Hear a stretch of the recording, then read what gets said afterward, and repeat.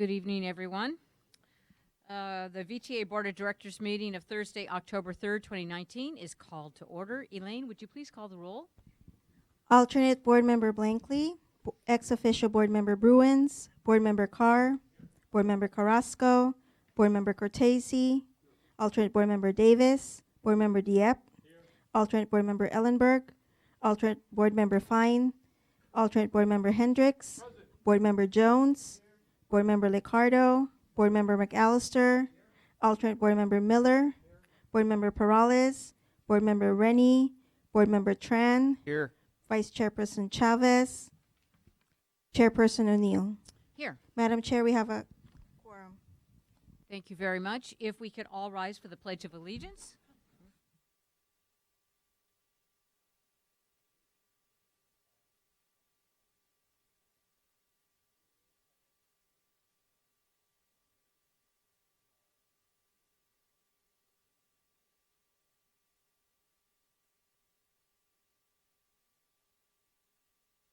Okay, before we move on to the rest of the agenda, I'd like to remind you all that our meeting is being recorded and it is on YouTube Live.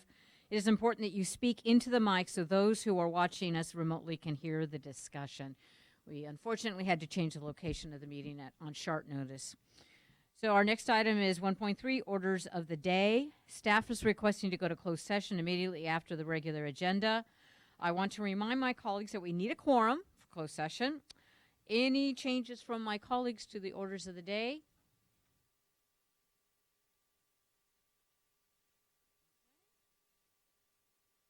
Is there a motion and a second to approve the orders of the day? All those in favor? Opposed? Motion passes.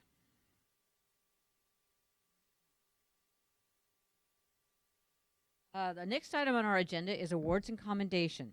The biographies of our retirees for item 2.1 will be read by Ibrahim Fakira, our HR analyst.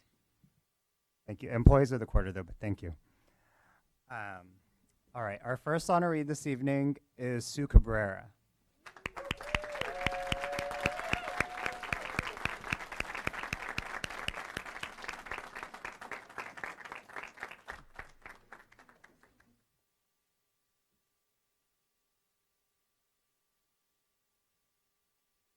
Sue Cabrera, Human Resources Analyst in the Retirement Services Unit, is the Administration Award winner for the fourth quarter.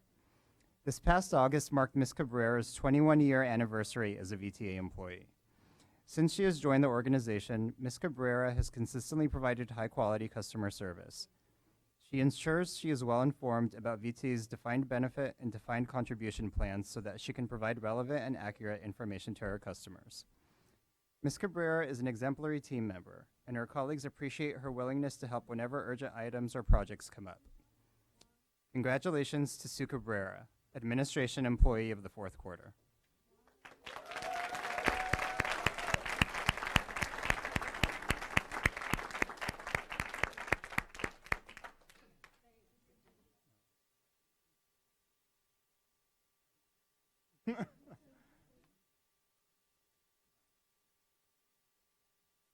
Our next honoree is Jermaine Gibson.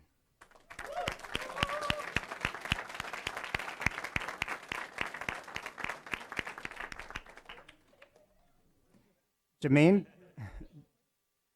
Gibson, coach operator at Northyard Operations, is the Transportation Award winner for the fourth quarter. Mr. Gibson has worked for VTA for over 9 years. In that time, he has assumed a great amount of responsibility. In addition to performing well in his role as a coach operator, Mr. Gibson has taken on the role of ATU coordinator for the JWI partnership. He has demonstrated great leadership skills and come up with several new ideas for improving the JWI program. Mr. Gibson is well respected by his coworkers, helps his peers grow professionally, and resolves issues with a positive attitude. Congratulations to Jermaine Gibson, Transportation Employee of the fourth quarter.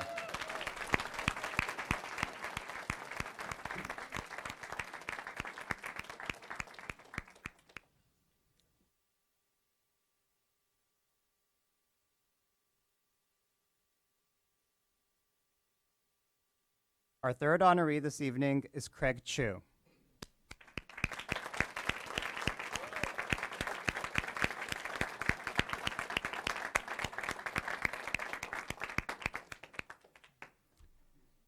Craig Chu, transit mechanic at North Yard Maintenance, is the Maintenance Award winner for the fourth quarter. This past July marked Mr. Chu's 7-year anniversary working for VTA. Throughout the past 7 years, he has helped create a positive work environment for his colleagues. Mr. Chu has become indispensable when it comes to ensuring that the bus maintenance team can provide buses to dispatchers for their early morning pullout. He does an excellent job of working with bus manufacturers and vendors to address warranty issues on buses assigned to North Yard. He takes great pride in his work and is known to often exceed all expectations set for him. Congratulations to Craig Chu, maintenance employee of the fourth quarter.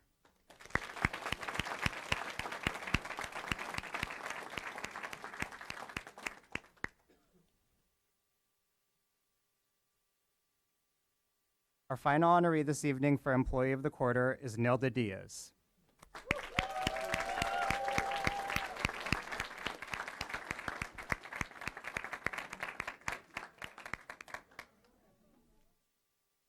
Nelda Diaz, Senior Accountant in the Payroll Unit, is the Supervisory Award winner for the fourth quarter. Ms. Diaz has achieved another accomplishment this month by reaching her 20-year anniversary as a VTA employee.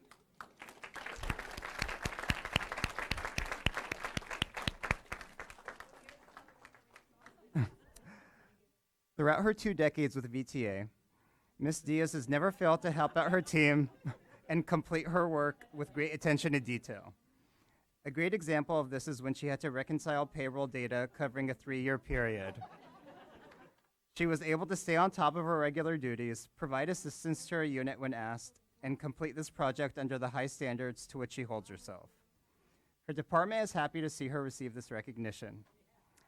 Congratulations to Nelda Diaz, Supervisor of the fourth quarter.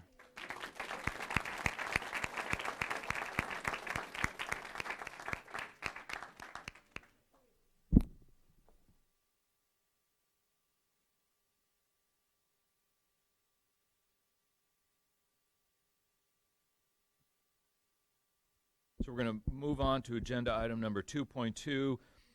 Recognize VTA employee Caleb Quick for his efforts to stop human trafficking. Caleb, can you come please join Naria and Teresa?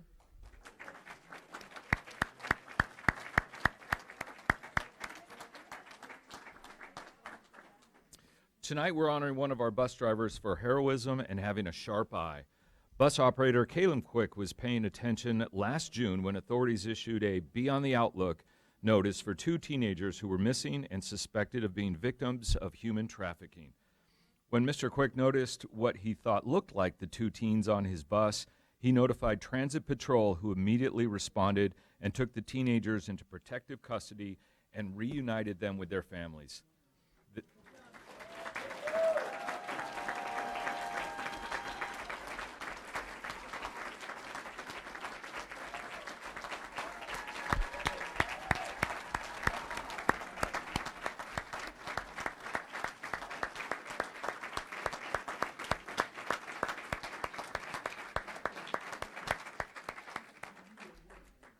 Thank you, Caleb, for being the critical eyes and ears that notice when something is not quite right. Your actions saved the minors from a very tragic situation. We're very proud of our employees for taking seriously the human trafficking awareness training we've offered with the help of Santa Clara County Human Trafficking Commission. Thanks again, Caleb.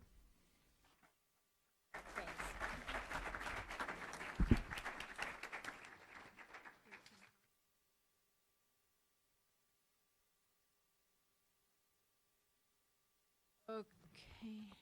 And congratulations to all of our employee award winners. We have quite a few numbers of speakers tonight.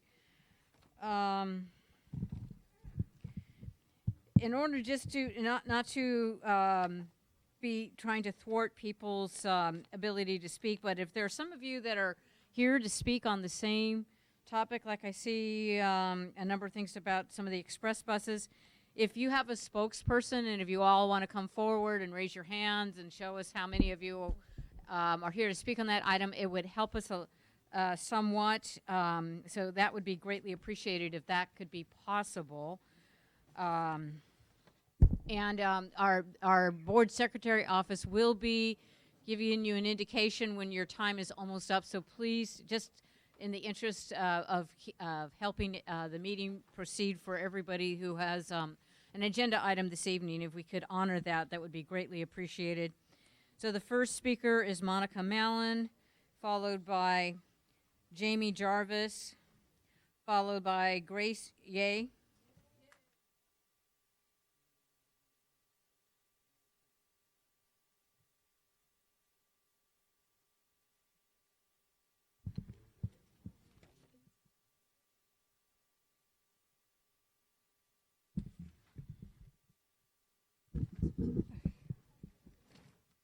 My name is Monica Mallon. I'm a student at San Jose State, and I live in Cambrian Park. And as you probably already guessed, I'm making this public comment to urge the board to set up a workshop to discuss significantly improving bus service through Measure B reallocation. As I've said many times at various meetings this year, I believe in public transit, I believe in buses, and I think that they can succeed if service is improved. Some of you may think that service shouldn't be increased because ridership is low, but I really want to encourage you all to think about why the decline in ridership happened and what can be done to reverse it. Berlin was facing a transit crisis like VTA a few years ago, but instead of cutting routes and raising fares, they created a visionary plan that included service and frequency increases and even more covered routes. And that's the kind of vision that I want to see from this agency. The clock is ticking. We only have 11 years to turn things around and dramatically reduce our emissions. The county and many of the cities have very ambitious climate goals, but we won't be able to reach them if we don't have a world-class transit network that allows everyone to travel throughout the county without a car.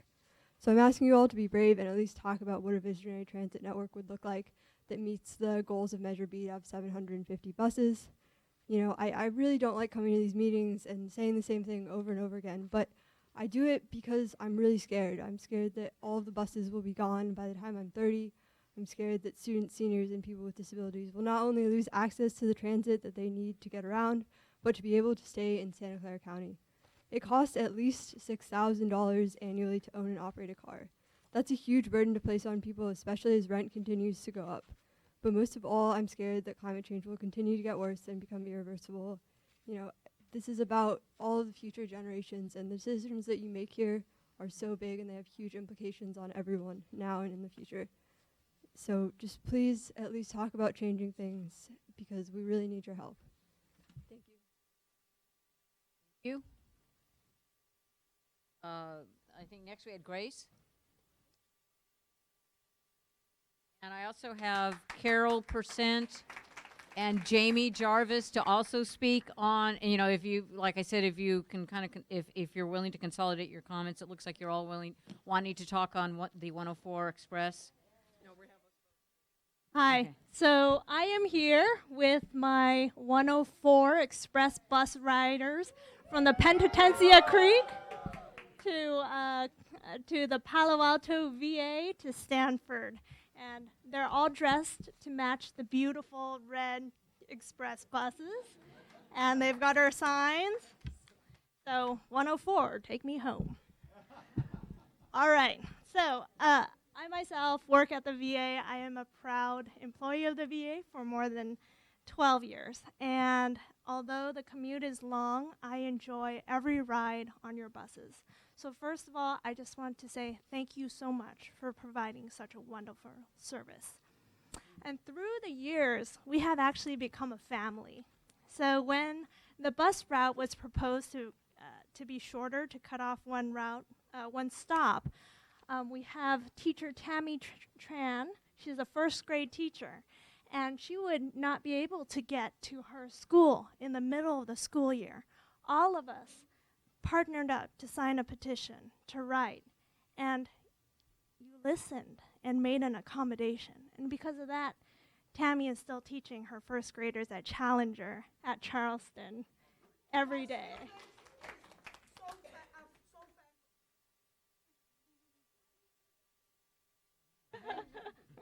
And so we really are a family. It is our tradition to sing to our bus drivers at the end of their route. So yesterday we sang John Denver's 104, Take Me Home, 237 Calaveras 104, Take Me Home. We have spirit on our bus. It's such a gift to ride the bus every day, to make friends, and then to also meet the veterans that come to our VA hospital. So You know, they're wheelchair. Some of them need wheelchairs. Some can't see. Extension? No, Okay, I think. because I'm talking for 20 people. 30 seconds. Oh, Okay, so you'll hear more. To be continued. Thank Okay. you. so Carol, followed by James. Yes.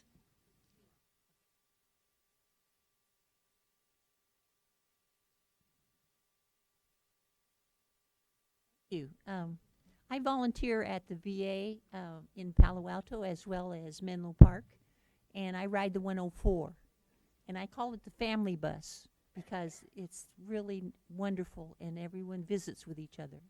And my request is that you save the 104 because it's an important bus and the others are as well. So thank you. Thank you. Thank you, Carol. Jamie Jarvis. Good evening. My name is Jamie Jarvis. I am the Transportation Director for Stanford Research Park. And obviously, we would also like to see the express bus service maintained from the Research Park. Routes 101 through 104 carry about 300 commuters to work each day. And I would say that actually the 104 is not mostly Research Park commuters. It's VA employees. We are certainly happy to support that effort too. Last year, Stanford University, Stanford Healthcare, and the Research Park purchased 44,000 smart passes, and we look forward to continuing to support VTA and also working with VTA on this new express bus partnership to retain service on the 101, 102, 103, and 104. Thank you.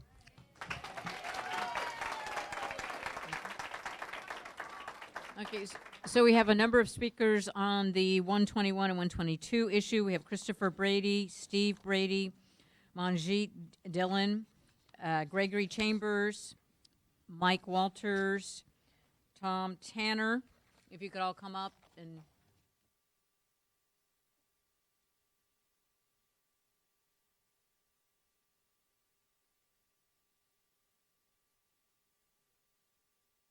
My name's Tom Tanner. I live in Morgan Hill, and I work for Cisco in North San Jose, just a couple stops down the light rail. I've ridden the VTA 121 Express for 13 years. Took Caltrain before that. I was a county of Santa Clara planning commissioner for 8 years in the late 1980s. First, I'd like to thank the board members for your service to the county. I don't think we say thank you often enough for you all that do this extra work. So I really want to appreciate that. I'm here as part of a larger group. We've got quite a few people here about the direction the VTA board and staff is taking regarding the future of express bus service, especially express bus service to South County, the 121, 168, and 120 routes. I have a petition that I've already turned in with signed writers' names of over 60 people. We'll see other petitions as well. We're going to have well over 150 signatures turned in tonight. The cities of Morgan Hill and Gilroy are rapidly expanding, soon to reach 60,000 people each. We might be the fastest growing part of the county. We deserve additional VTA transportation alternatives, not less. We need fast public transportation options, not local, not rapid, to get people to not drive their cars to work, not pollute the air. I have one urgent request. Please direct staff to put procedures in place to issue a service notice whenever an express bus service is canceled due to a driver not showing up to drive. We've been left waiting at a bus stop for a bus that's never going to come. It's happened multiple times. It happened on Tuesday. My wife has been left stranded downtown Friday nights several times. Okay, please, posting a service notice would at least let riders know that they need to stay at home or to work or at work to wait for the next bus. And I'd ask the board to request a no-show report from staff quarterly. Thank you. Thank you. And if, as I go through these, if somebody's already said what you wanted to say, you can just say ditto or something like that. So Steve Brady?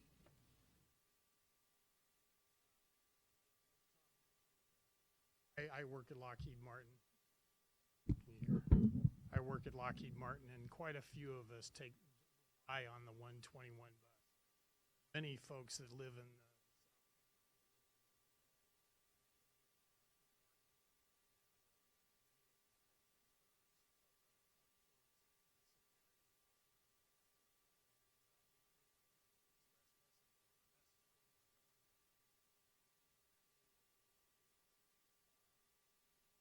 I think there are a lot of people here.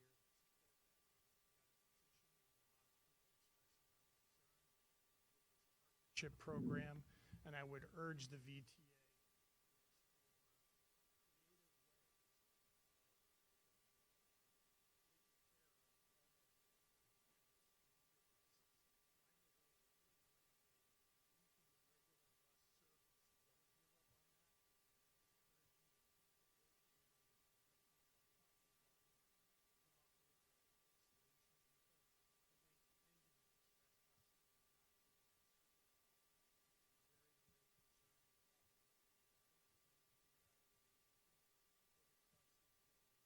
The 121, the 122, ending that is a drastic step. It doesn't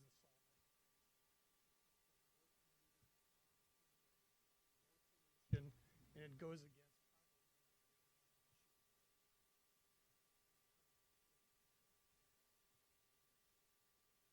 Thank you. Manjeet Dhillon?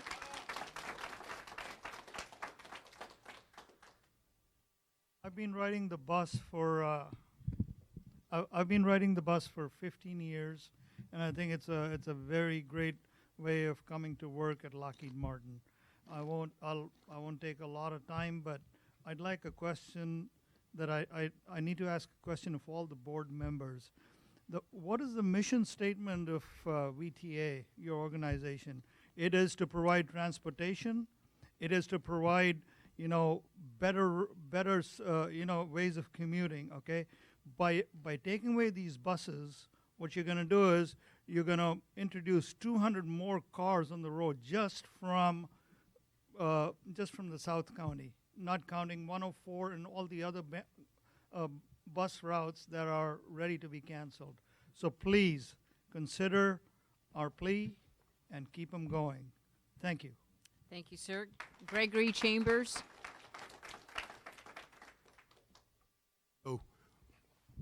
Hello, my name is Greg. I'm in ditto with what everyone has said here, especially with listening to the 104. The family, that's the family thing they're speaking on, that's what we are. We are family. And we become that family when we're on the bus. So the bus drivers, I believe they like us, and I say that because, we're not turned away. But the other thing is the communication, like all of us that are here, is so amazing because we care about the bus. So trying to remove that or do whatever it is that you need to do, I think it needs to be talked about a little bit more. I don't know if anybody said this, but just eliminating some of the buses, to me, that's also wrong. But to not have any at all, that's like kind of crazy because of the people were saying here as far as the traffic and all that. That's what's going on. Spare the air and all that. The bus takes care of that. And so I'm in agreement with everything that everyone has said here. So I pray that you keep the buses so we can all ride. Thank you. Thank you. Mike Walters? Thank you. My name is Mike Walters. I'm also a 121 rider. I've been riding for about 12 years. I'm also a Cisco employee. There are many high-tech employees which depend on this service, not just a couple that have been referenced so far. In addition to everything else that's been said, quality of life is huge. Getting the cars off the road and just all the changes over the last 12 years on the freeway. Cars off the road and allowing people to ride on the buses. And like what was also mentioned, the South County is just growing very, very quickly. So you can imagine it's going to get worse and worse. So More buses would actually be even better. This is my lifeline right here, and I don't mind using it. Thank you for everything you do for us. Thank you. Thank you. Tom Tanner? Well, I'm a little stressed right now because I gave up my bus ride and I used my car. So I just need to calm down because I just came out of traffic and it was driving me nuts as I saw my bus pass me going home without me. And I was waving at it and I was like, please, I want to be on there. But this is more important today, okay? I'm an East Coaster, and over there we ride subways and buses, and it's normal to us. So when I moved out here, I said to myself, I got to find a place where the quality of life is good, not crowded, and has public transportation. I rode the train for a while, but it didn't solve the problem because you have a last mile problem. I can't get to the train from to work. That last mile is the problem. One day I looked out of my office window and I saw this bus just going back and forth, and I just ran downstairs. I looked at the thing, the sign, and it said 121, Gilroy Morgan Hill. I'm like, oh my God, I'm a goofball. The solution is right outside. I immediately got a bus pass, and life has been great. Because once I get on that bus, it doesn't matter what time I get home, really. I mean, it does to a point, but I'm not driving. I'm working. I'm productive. I'm keeping tabs with the world. I don't have to stress of getting on in that traffic and going back and forth. But I think the problem here isn't that we're not having enough riders. I think the problem here is not letting everybody know. So I pass 101. I don't see any signs that say something like, you know, if you're, we have express buses, call such and such. If you advertise and probably maybe better economize some of these buses, you'll have a much better ridership. Please keep the bus lines. Thank you. Okay, so I also had Mary Catherine Malley wanted to speak on the 121. Again, thank you for having the 121. I want to reiterate some of the things that the others said. I'm a 121 rider, started this year. I've been home with my kids for 10 years and relaunched my career, and I commute from Salinas. And it's far. The 121 makes it possible for me. Makes it possible for my colleagues. It means a lot. I didn't know about it when I first started. I started last October. January, I got on the bus, and it has been great. As soon as I get on, I plug in, I'm working. When I'm on my way home, I'm plugging in, I'm working. I'm doing college search for my daughter. It makes it worth it. It makes it possible. Don't take it away. For all of the reasons everybody has said, it matters. It makes a difference on the road. It makes a difference in our companies. It makes a difference in opportunities for moms and dads. Please keep it. I also have a petition from my colleagues at Juniper Networks. Thank you very much. A lot to all of us. Thank you. Thank you. Okay, so we have Judy Parrington, Andrew Boone, James Kuzmal, Chris Nelson.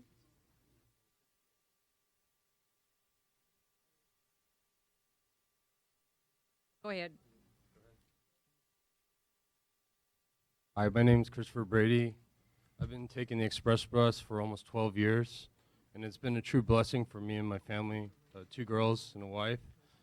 I've taken it when I used to live in San Jose and then in Gilroy, and that's just a small part of my story, along with the many other riders that I've seen come and go off the express bus. I have 91 signatures and email endorsements from Lockheed Martin and a couple other smaller businesses. And they're all, some of them are here and they're standing behind me. We spent a lot of time off our time to try and get this together and bring it here. And, you know, I pray that they're behind me and kind of bring this here. It's really changed my life, the 121 bus, and the other one would be the 122 bus with the other 23 signatures that we have. And it's hard when you sit on that bus and you look down at all the people just crowded while bottlenecks into Morgan Hill, and even worse as it hits 25, to think that I'm going to have to go back into that. And it's a complaint that everyone in the South Bay has. And if you guys go on vacation somewhere, you notice it too, even now on weekends, and it's just going to get worse. And please save the 121 bus or 122, or reduce the number of buses. I know there's like 3 or 4. It was proposed earlier this summer. Bring that option back, if anything. If not, you know, just please, it would make my life a lot easier. It's going to change my life. Thank you. Thank you.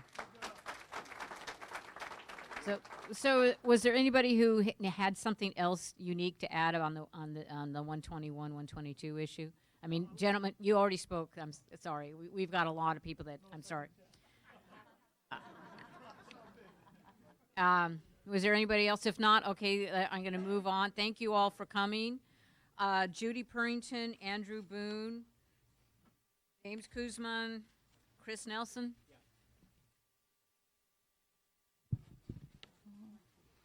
Thank you for the opportunity to comment this evening. I'm Judy Parrington. I'm an activist with Silicon Valley transit users. We advocate for transit users who can't often come to meetings or write letters or take surveys. Many of them, as is usual in Santa Clara County, have to take more than one bus or light rail train to commute. That usually means that they spend 2 hours each way traveling each day. So they're probably still on their way home at this point. Obviously, the newest BART delay will push out the devastating cuts to bus services. That provides an opportunity for you to study and reallocate Measure B funds so that the most important transit service is preserved, the bus service. I've thought about the service issues this past month that have hampered my travel on buses and light rail, and that's not including the Capital Corridor train that hit a car while I was traveling from Sacramento to San Jose. I guess the big 2 issues have been several wait times, as I heard mentioned here earlier, waiting for a bus because there was no driver. And several times I've run into a situation that was for two buses in a row. If it's the 68 bus that takes me home, it's not too bad because that runs fairly frequently. But if you're over in Saratoga and they're an hour apart, that really kind of kills your day. Also, the other issue is those times when I needed to use an elevator at the light rail station and couldn't because it had been used as someone's toilet. I always call that in, but you know, a couple of times they've said, "Is this Judy calling?" So you kind of question how that all works. And also, our message for you to take away tonight is a request for the 750 new buses that were promised by Measure A. Thank you so much. Thank you. Andrew? Good evening, directors. My name is Andrew Boone. I am a candidate for San Jose City Council District 6. Please vote by March 3rd, 2020, if you can. I'd like to point out yet again the basic reason that dozens of people are here begging you not to cut our bus service yet again is because you won't consider reallocating funds that are right now destined to go into highway traffic capacity expansion projects. They total billions of dollars that VTA has under its control to spend on highway expansions like new interchanges or adding new lanes to highways, or to spend that money on bus service. And what the people want is for that money to be spent on bus service. In the year 2000, you placed a tax on us, a half-cent sales tax on us. It's called Measure A. That sales tax promised 750 buses to be operated by this agency, and you're operating less than 470. You have broken state law by not implementing the provisions of the sales taxes we're paying. And that goes on and on for every sales tax that's passed. The promises to provide bus service, to increase bus service, are broken every single time. In 2016, that was again the case. You said, vote for Measure B and we'll provide more bus service to people who need it. And exactly the opposite is what you've done. You've cut bus service since 2016. Enough is enough. And all we're asking for right now is to have one meeting and talk about ways that you can fund more bus service. This should be the primary mission of this agency, to run bus service that's adequate for our community's needs and not to expand the highway system even more than it already is. No more cars, more buses. Thank you. Could we have Scott Mace, Jim Stallman, and Eugene Bradley please queue up? Next we have James. Yeah, I'm James Kuzmo. I live and work in Mountain View, and sort of last month I came in and commented on the near impossibility of being able to get around the county at off-peak hours on the weekends or in the evenings or in the middle of the day. And I just want to sort of reiterate that and reiterate the urgency of needing more buses, as people have been saying. This isn't a short-term stopgap solution we're asking for. More buses will help us indefinitely. But it's also a short-term solution because right now people can't get around. People can't, the air is polluted. The highways are taking up massive amount of space. People are wasting time in traffic. People are experiencing the health risks of the pollution. People are experiencing the health risks of being hit by cars.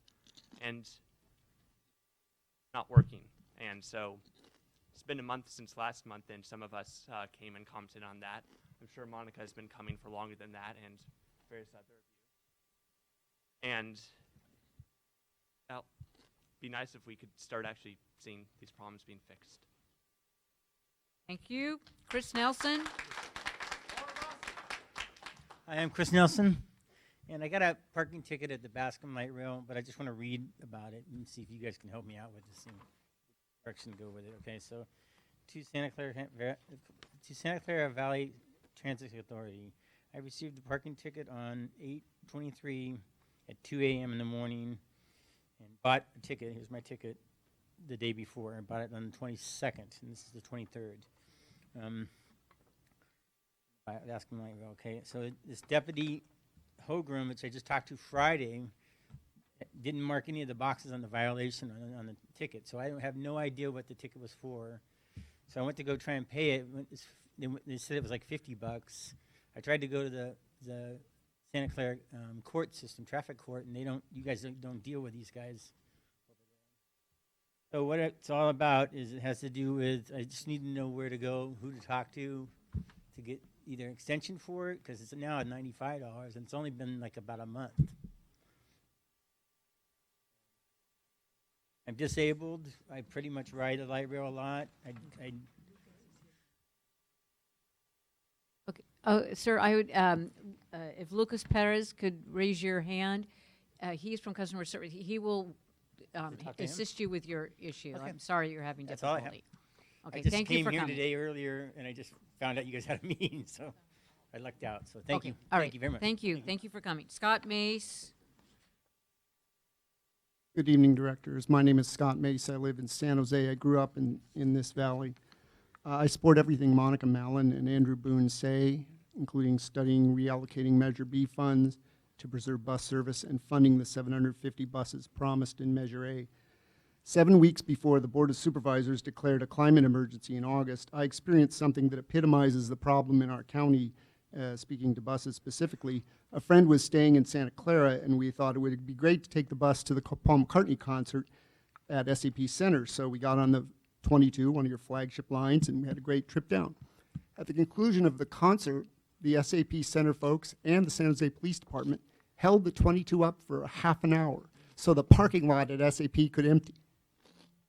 That symbolizes to me the lack of regard that our elected officials and our cities and the county have for people who choose to respond to this climate emergency by taking transit, which is something that I think you spend a fair number of marketing dollars trying to get people to do. So please, listen to these people. Listen to your constituents and listen to the Board of Supervisors climate emergency declaration. We are really, really concerned that we are perpetuating all the problems we're trying to solve by widening these freeways. It doesn't work. It's been proven again and again. When you widen them, more traffic will come, and you're right back where you started. Thank you. Thank you. Jim Stallman? Jim Stallman, I live in Saratoga. The general manager's budget for 17-18 had us on a good trajectory to restore bus service to what we had 30 years ago. And I think all you guys need is money. You know, your accountant on the balance sheet for running bus service shows you got $12 million going into some capital thing every quarter. Divert that into running buses instead. You can get all the capital money you want from MTC. We got the representation on MTC. We should be one of the big four. AC Transit doesn't have this problem. MTC is providing them freeway bus service and park and ride lots to go with it. Just ask, get the money, find the money, it's there. And by the way, the Santa Clara County taxpayers pay more for bus service than any other county in the Bay Area, and we don't have a lot to show for it. Thank you. Okay.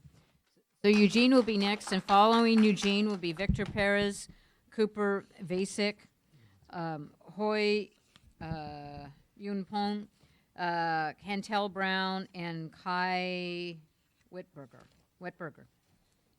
Evening, board members. Eugene Bradley, founder and CEO of the Silicon Valley Transit Users.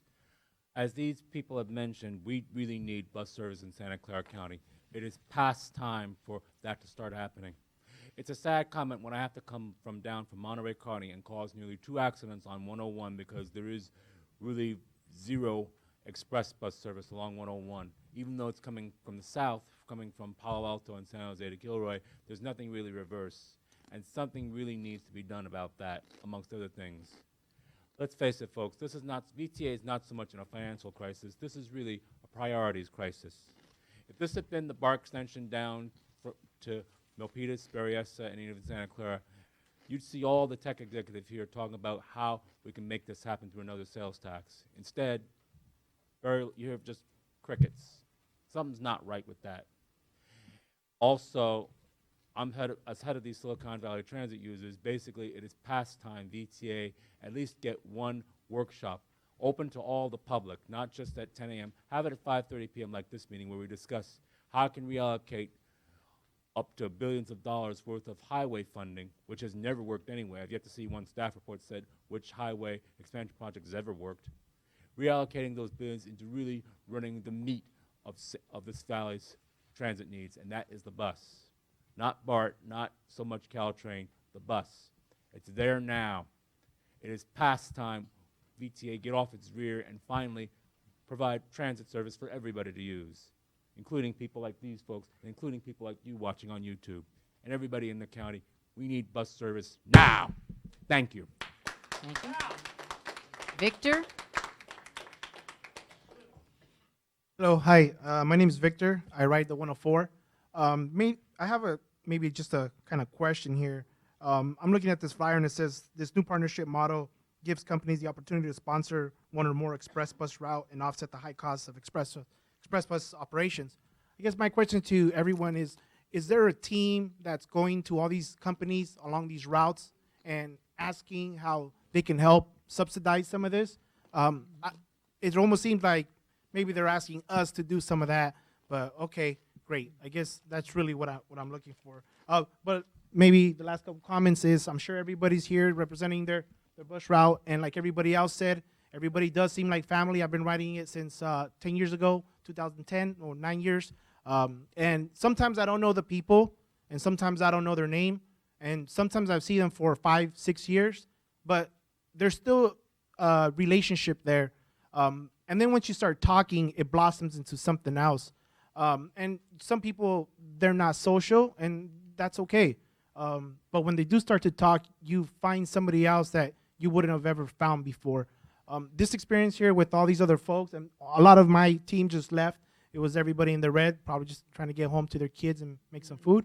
But it's something different, and it's unusual, and it's kind of nice because it comes to you out of nowhere. It's just some random group you started taking a ride with, and before you know it, you know them. And I've had donuts being passed around, and people cheering that it's Friday, and what are we gonna do? And I don't see that. I mean, I can be driving by myself, right? And nobody's gonna hand me a donut. But you know, it'd be great. But you know, it's just the little things that kind of make this a little nicer. But thank you for the time, and let my time go. Thank you for coming. Cooper? Hi, I'm Cooper. Someone might have already asked this earlier this meeting before I got here, but I'm going to ask it anyways, just because I think it's a fun question. How many of you on a weekly basis take bus or light rail? VTA bus or light rail? Okay. Is that just? Couple times a month. You too. Great. So I think that so before I rode bus, I didn't even start riding the bus until last year. And I only really do that because of the eco pass that we get from De Anza. I'm a student at De Anza, and that otherwise I wouldn't be able to afford the bus. I think there are a whole lot of folks that can't afford the bus, which is crazy because it's the bus. But yeah, so I'm able to afford it because of eco pass. But I'm also I also think I'm a lot more well-informed. I'm a lot more well-informed about bus-related issues now that I ride the bus. And there are a lot of bus-related issues. So I'd urge all of you to ride the bus. It's not a lot of fun, but I think it's a good experience. So I have 2 places to get to every week. I go to school at De Anza, and then I work in Palo Alto. To get to those 2 places, I take 23, the 37, the 62, the 323, the 522. When those aren't running, I take light rail, and then if it's not quick enough, I take Caltrain. So there are some that I missed too, but that's 7 different buses to take to 2 different places. I live in District 9, which is, we're going to get a lot of cuts, it looks like, looking at the new transit plan. So yeah, I mean, I guess all of this is just anecdote, but I guess the more anecdotes we have, or you have to operate on, the better. I take a lot of buses, so yeah, save buses. They're awesome. Okay, thank you. So, Hoy? Hi there, my name is Hoy. I have recently advised a group of youth to organize the Silicon Valley Youth Climate Strike on September 20th. And some of you actually supported, sponsored the event, so thank you so much. We had about 2,000 people showed up, mainly youth from all over Santa Clara County showed up.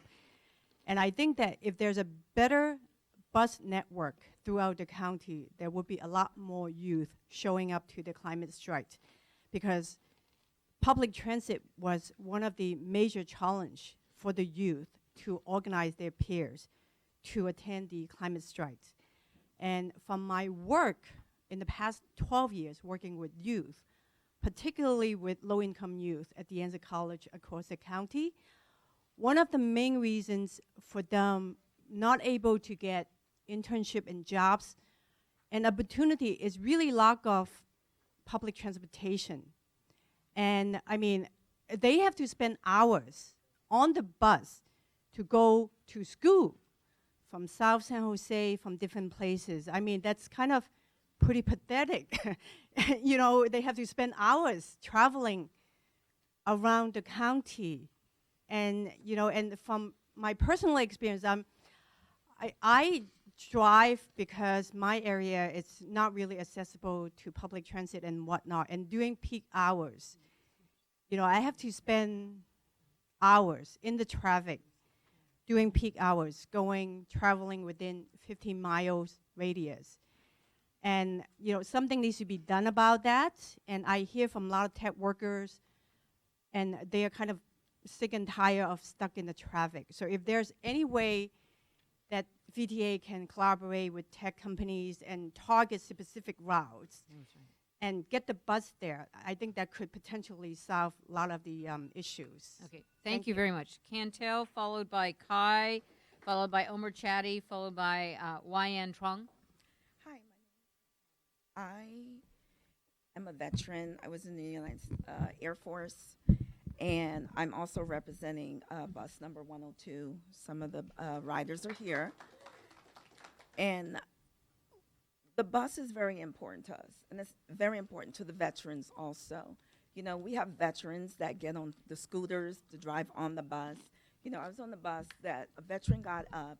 I catch the bus that leaves at 6 in the morning. And that veteran in the scooter was on the bus just to get to the VA hospital.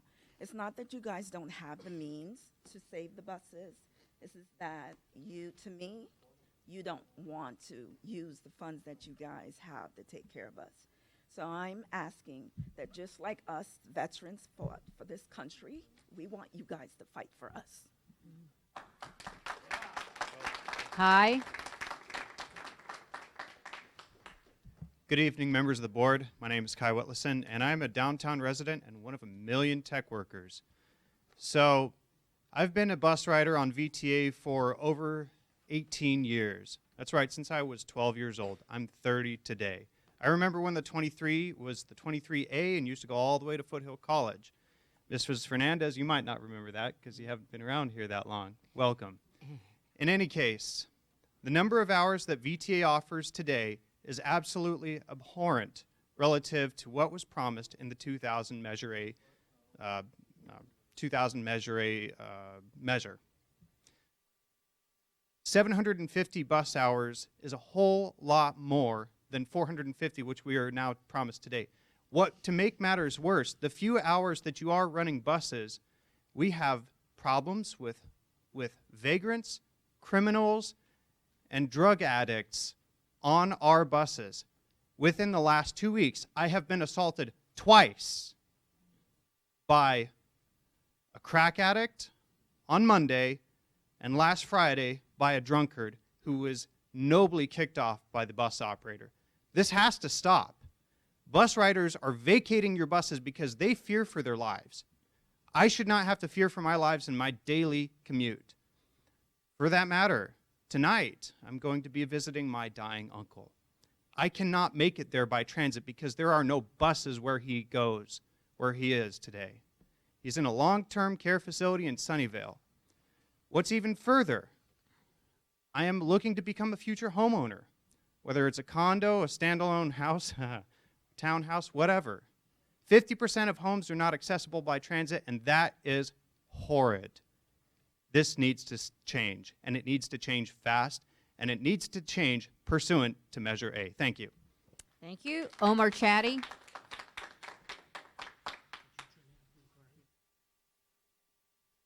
Hi there, my name's Omar Chad. I just want to put in my 4 cents. So I've been a 40-year transportation activist in this county. I hope you will try to do everything you can to save the express buses and the other buses and make them more efficient. I think you need more marketing. And I hear very little marketing. And also do some customer feedback and see if you could use them. Those buses are pretty good. When I used to work in Palo Alto, I live in South San Jose. So, you know, they provide flexibility, and they're a good competition for ride sharing, for Uber and Lyft, which is taking a lot of passengers away.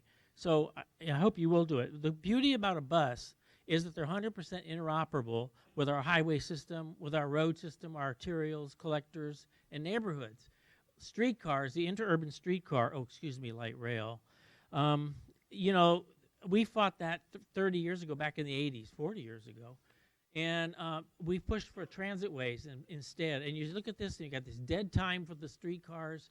If you go on 85, you'll see that their commuter, the VTA express buses are on there, and there are a lot of corporate commuter shuttles, and then and some of them go all the way out to Modesto. And that's why the roads are so important and the buses are so important. But the streetcar can only go back and forth. I would suggest you start looking at cutting back. It costs more money to run the streetcars than it does the buses, and it takes more flexibility. Okay, I'm going too long on that. I'm sorry. I think you need to widen the highways. You need to get the cars off the city streets so the bicyclists will be safer. We've seen that over and over again, like when Highway 85 was built. Imagine what 101, 280 would be like, let alone for emergency vehicles, if 85 had never been built. I've seen where highways were not built, and like the 238 and 880. So we need the roads. Let's see what we can do. Turn down the light rail and convert to buses that are 100% interoperable. They're much more efficient and will deal with the growth. But then there's land use, and that's a whole other topic that needs to be managed to our infrastructure. Thank you for the time. Thank you. YN, followed by James Whiteman. My name is YN Trong. I'm a climate activist. I'm with Mothers Out Front, mobilizing for a livable climate, and Silicon Valley Youth Climate Action, among others. I moved to San Jose from Santa Rosa about a year ago, where we had experienced one of the biggest, fastest, most destructive fires in history. Since then, there have been 3 California fires, even bigger and more destructive than the Tubbs fire. If we don't reduce and remove carbon from the atmosphere, these are going to just get worse. The drought's going to get worse. Here in Silicon Valley, the floods are going to get worse. VTA can't keep expanding highways. We need to get cars off the roads. VTA cannot continue to cut bus service every year. VTA needs to have the vision not only to continually grow and improve bus service, VTA staff and board members need to have the vision to replace buses that run on fossil fuels with electric buses powered by clean energy, which will not only reduce emissions but save money year after year as the cost of clean energy goes down. We all have a responsibility to reduce and remove carbon from and methane from the atmosphere. You and VTA staff have a major role to play in that. I urge you to set up a workshop to discuss improving bus service through a Measure B reallocation. Governor Newsom just signed AB 857, the public banking bill, into law. This is a huge win for every city and county in the state. A public bank will help fund the transitions we need to address the climate crisis, including public transit. It's going to take a few years to get a public bank up and running. Please be ready with a bold vision and a bold plan. What will you do to step up your game? Thank you. James?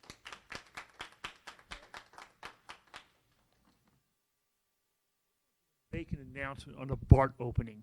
You guys got to make that announcement pretty soon. And I don't know when we're going to make that announcement. Also on the buses, there is a lot of bums hanging out there. People going out on the buses with their pants hanging down. You guys, when the operator sees that, he needs to tell that guy to get off the train right now. And if he doesn't, he needs to call security. We cannot be having this happening in public. And also, with this next service changes, if BART doesn't come down here by sometime in 2020, why don't you guys just, like make the light rail go to Elm Rock to Mountain View to Santa Teresa to the Santa Teresa to Bay Point and then Winchester Old Ironsides. I think you guys really need to do that. So when is BART coming down here? I don't know when. Is there any information on that? We'll be discussing that tonight, later. What? Thank you. We'll be Michelle Spreadbury, followed by Roland LeBrun.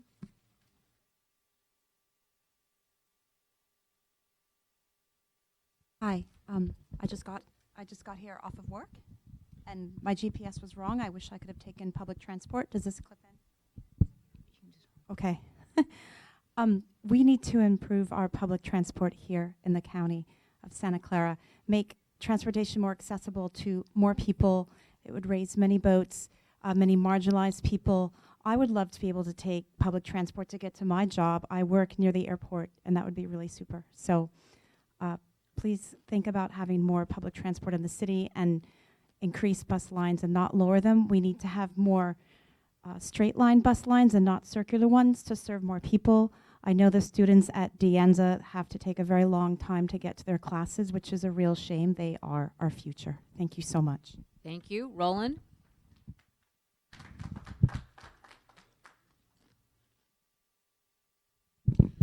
So very briefly, I'm not going to talk about buses, but what am I going to talk about is what happened to Measure A. So the VTA have just produced a report, an audited report, called the Comprehensive Annual Report to the Public, FY 2018. Program total, $345 million. Light rail, 12.8 million. Bus, $14.1 million.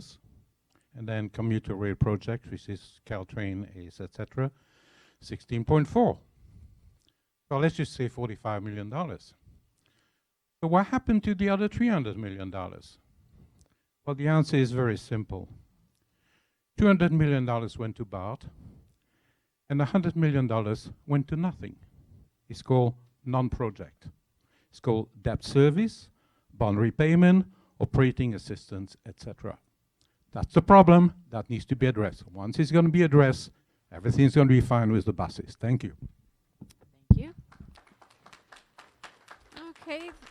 Thank you for all your public comment tonight. We do listen and take it seriously. We do not have any public hearings on tonight's agenda, so we will now move on to item 5, committee reports.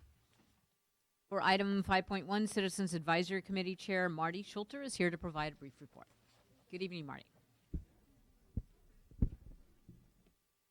Good evening, Chair O'Neill, Vice Chair Chavez, and GM Fernandez, members of the board. Are you hearing me? Okay. I bed that down a little bit more. Is that better? Okay. Thank you, Jim.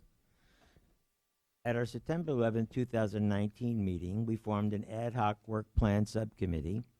This will help increase committee engagement and assist in being able to focus on our current and future work plan. The ad hoc work plan subcommittee includes member Nupar Gunjan, Stephen Lee, and transitional member Herman Wadler serving as chair. Also, at last month's meeting, the CWC heard presentations on the 2000 Measure A Transit Improvement Program semi-annual report ending June 30th, 2019.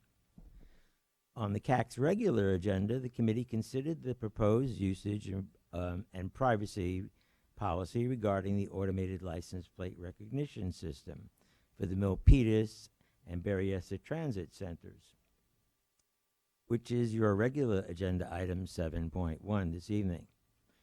Committee members and staff had a robust discussion on authorized use of information, data retention period, and privacy issues. Ultimately, the CAC did not approve recommendation to adopt the current policy due to the concerns raised.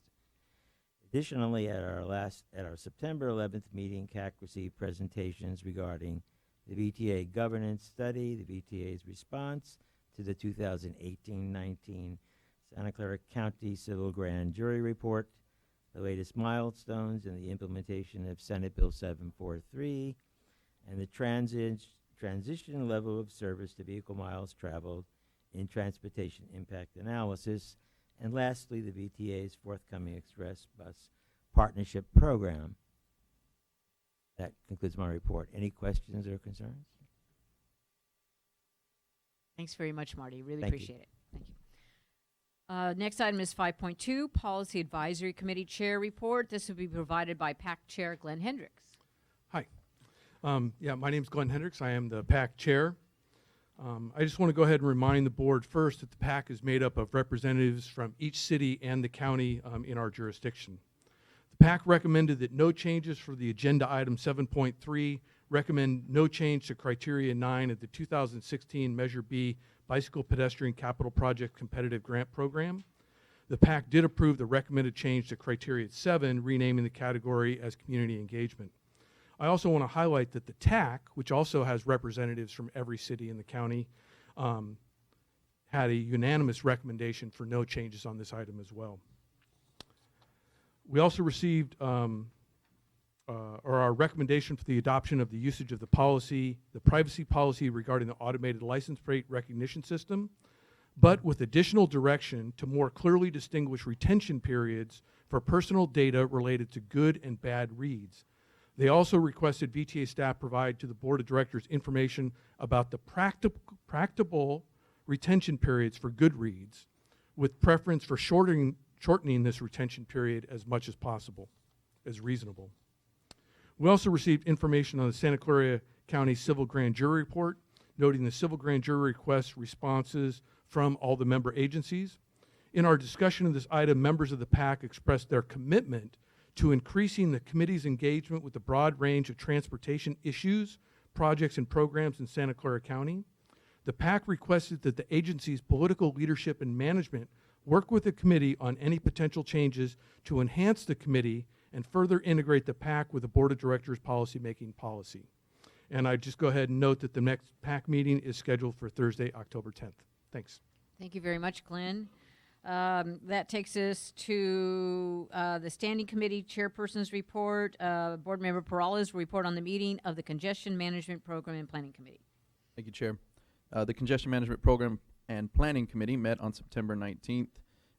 One specific item that we had a good discussion on was tonight's regular item 7.3, as we just mentioned in the last committee report, our 2016 Measure B Bicycle Pedestrian Capital Projects Competitive Grant Program Criteria. And the discussion obviously focused on the issue of concern here, the communities of concern and guidelines that the board had previously approved for this program. We did lack an affirmative vote to formally submit a recommendation to the board, namely meaning Director McAllister and Rennie had made a motion that I did not support, and so we had no direction coming out of our committee. And our comments are provided here in the staff report. We also received presentations from staff and discussed other topics such as the Express Bus Partnership Program, which we had a pretty good discussion on as well. And as you heard, a number of our community members are concerned about that. And additionally, I'll add that some of the recommendations that we had in regards to going out and actually pushing harder with some of our corporate partners, as we heard today. And I will add that if we could have all of our community members as excited about using our bus system as the speakers here today, we wouldn't be having some of these issues. So I think we have some real great partners and users of our system that showed up today to speak. I would love for them to actually help, as the one speaker pointed out, in reporting back to their corporate companies to help us as we are going to urge them to support that Express Bus partnership as well. We also got an update on SB 743, which is the transition of level of service to vehicle miles traveled, and the fiscal year 19 SR 235 Express Lanes operational report. And we forwarded the following items for tonight's consent, which was items 6.7, 6.11, 6.13, and 6.15. That concludes my report. Thank you. Thank you very much, Member Peralta. Board Member Carr will report on the meeting of the Administration and Finance Committee. Chair, the Administration and Finance Committee met on September 19th. Agenda item number 7.1 on tonight's agenda was reviewed by the committee, the automated license plate recognition use and privacy policy for the Milpitas various transit centers. We did recommend board approval on this policy, and we did add one change to the provision related to law enforcement requests. This change is reflected in the policy that's included in our packets for approval tonight. We also had a discussion on the Express Bus Partnership Program, and items on the consent calendar 6.3 through 6.6 on tonight's agenda were also reviewed and recommended for approval by the Administration Finance Committee. That concludes my report. Thank you. Thank you very much, Director Carr. Board Member Jones will report on the meeting of the Safety, Security, and Transit Planning and Operations Committee. Thank you, Chair. The Safety, Security, and Transit Planning and Operations Committee met on September 20th. The committee reviewed regular agenda item 7.1, the automated license plate recognition use and privacy policy for the Milpitas and Berryessa transit centers. We recommended board approval for this policy. The committee also had a brief discussion on the Express Bus Partnership Program. We also received a report on the monthly ridership and fare revenue performance for August and received a presentation on VTA's Rail Safety Month campaign. The item that the committee recommended to place on consent is item 6.16 on tonight's agenda. That concludes my report. Thank you very much. The Governance and Audit Committee and Capital Program Committee did not meet last month. So that takes us to Vice Chair Chavez, Chair for the East Ridge to BART Regional Connector, PAB, who will provide a brief report.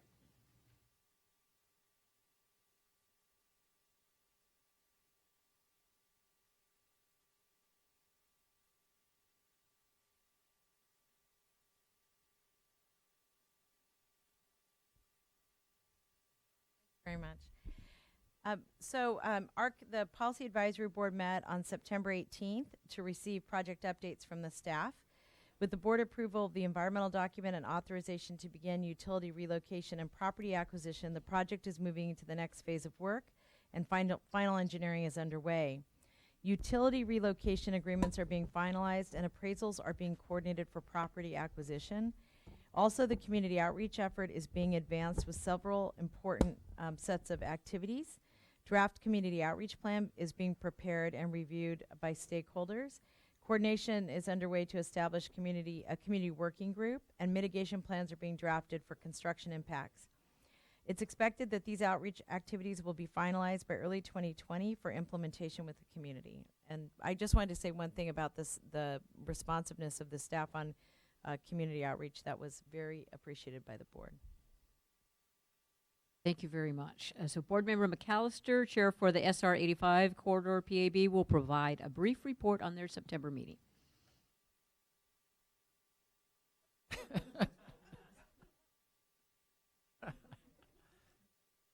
I'll try to warm up so I can read this thing.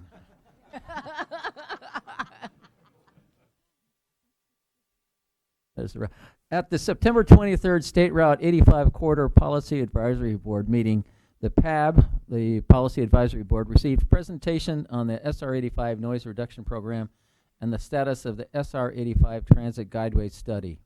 Regarding the SR 85 Noise Reduction Program, VTA staff will be working with Caltrans to implement and test noise reduction strategies at 5 locations along SR 85, which could include pavement and sound wall treatments. Noise readings will be made before and after the noise reduction strategies are implemented, and the results will be used for future corridor implementation as needed and requested. The PAB discussed the complexities of noise abatement and debated preferred strategies. They also expressed a desire for more information about the history of the effort in expanding the completion of the noise abatement pilot project. Regarding the SR 85 Transit Guideway study, the PAB received a presentation on work completed and work to be done on the alternative analysis, which will study 10 different physical configurations and multiple transit service options. Staff hopes to complete the alternative analysis in early 2020 and begin a subsequent phase of public engagement to review the findings. Cities will also be asked to weigh in on preferred alternatives, and the PAB will be making an official recommendation to the Board of Directors about how to proceed on the SR 85 corridor shortly thereafter. The PAB also broached the topic of how to balance spending of 2016 Measure B funds across all eligible users and how VTA will prioritize early 2016 Measure B revenues across the entire program area. VTA staff will bring an informational item on this topic to a future PAB meeting to elicit a PAB discussion about programming priorities. The next SR 85 PAB meeting is likely to be held in early 2020, pending scheduling by the board office. Okay, thank you very much, Member McAllister. So moving on to item 6, our consent agenda. The consent agenda are items 6.1 through 6.16. So before I ask for a motion, Evelyn Tran, General Counsel, would like to note a declaration of non-interest for an item on the consent agenda. Thank you, Chair O'Neill. In regard to consent item 6.10, and on behalf of Director Carr, I'm announcing for the record that Director Carr serves on the City Council for the City of Morgan Hill as well as on the VTA board, and that he receives a stipend from the city and a per diem from VTA. Under Government Code Section 1091.5A9, he has a non-interest in that item and is not required to recuse himself from voting on it. Thank you. Thank you very much. Is there any board member that wishes to make any changes, pull anything from the consent calendar? Yes, can I pull item 6.14?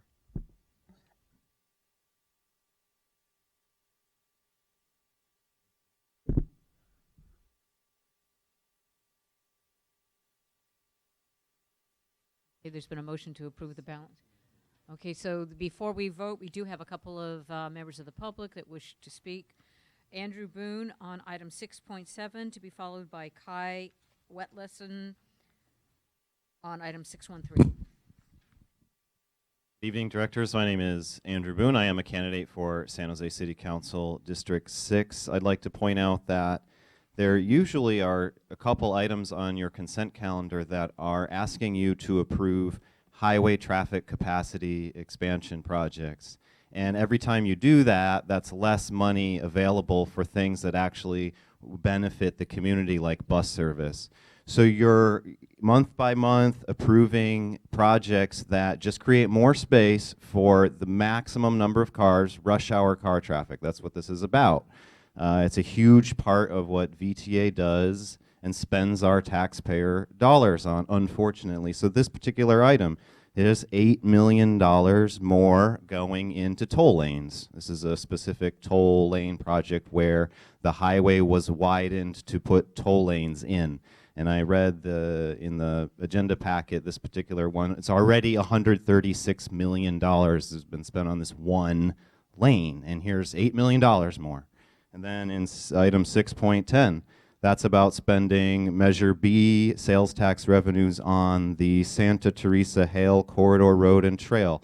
So I looked up what that was. It's a road that doesn't exist right now. So instead of funding bus service and making streets safe to walk and bike on, you're looking for places somewhere in the county. There must be a road we haven't built yet for cars to drive on, a place where people can drive cars that people can't drive cars, and we really desperately need to build that instead of running our buses. These are the decisions you're making every meeting, month after month, year after year, and you need to change direction. You need to stop pouring our tax money into building new roads and widening highways and start investing in public transit like every single person who comes here and demands it. Stop ignoring the public and start also following state law. An example of that is the 2000 Measure A requires more bus service. You can't just ignore the provisions of tax measures and do whatever you want. That's a violation of the law. Thank you very much. Thank you, Mr. Boone. Kai? This is for 6.13. Members of the board, good evening again. I speak to you in a more professional capacity as this is related to my current employment. For those of you that don't know, I help manage the IT and identity management infrastructure for a Fortune 500 company here in this valley. I reviewed your IT risk review report, and I've noticed that every single reference I've seen involves some dependency on Microsoft Windows or some other very expensive software, and SAP excluded, because we do know that a lot of people run on that. Has the board considered moving to a more open source direction? An example would be moving clients to using Mac OS 10 or specifically CentOS Linux, or something where you can save a boatload of money in licensing fees.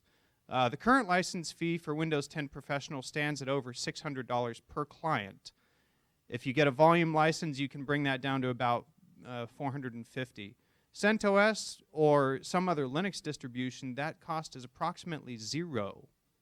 And that's $0 per year for the entirety of your use of the software. You could save several $1 million easily by embracing open source and migrating over to a more secure platform. In fact, just recently, the CIA released a report on a new malware that exists that crosses the domain from Windows XP, which we haven't used for years, all the way up to Windows 10. This malware has the capability of taking over machines and compromising them. This doesn't exist in the Linux alternative. You should try considering it. If you haven't done the study already, my email's on the card. I look forward to your comment. Thank you. Thank you. So we also have Omer Chowdhury, who wants to speak on 6.17, 6.7, and 6.10. Yeah, the previous speaker got me kind of riled up. In the world of reality, 6.10 is very important and valuable. Santa Teresa Hale is a major bicycle route right now, and it's a very narrow shoulder when it gets into Hale. So it needs to be widened. And because 101 is not widened at Cochrane Road, traffic backs up. Again, 24/7, not 24, every single day, but especially on commute hours. Where do those cars go? They go back onto the city streets. They go to Monterey Road, and then they go to Hale. So Hale backs up all the way back to Palm. because people are just trying to get down south. People are going to move. They're going to use their cars. Los Gatos knows what happens when highways aren't appropriately widened with the land use decisions that are being made. Larry knows what happens on the DeWitt Main. Right now, you go down Hale, then you have to go up Main, and then you go over on Wright, and then you go down on Dunn. But you pass an elementary school. Do you really want to do that? No. If we cut this thing through, this will work. So roads work. We have to be intelligent about it and not dogmatic. Okay, let's get the cars off. Vision Zero, for example, does not work. It's nice pablum and a sugar cube, but it doesn't really work. We have to make real adjustments to reality.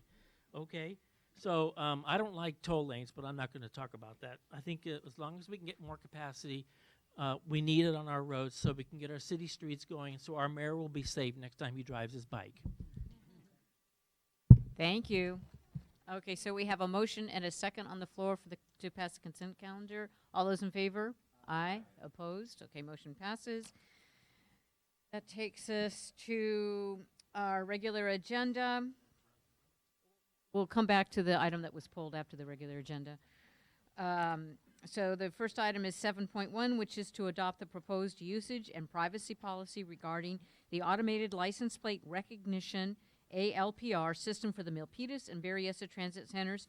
The Administration of Finance, Safety, Security, Transit Planning, and Operations Committee, as well as 3 advisory committees, reviewed this policy. The summary of the discussion is noted in the staff report.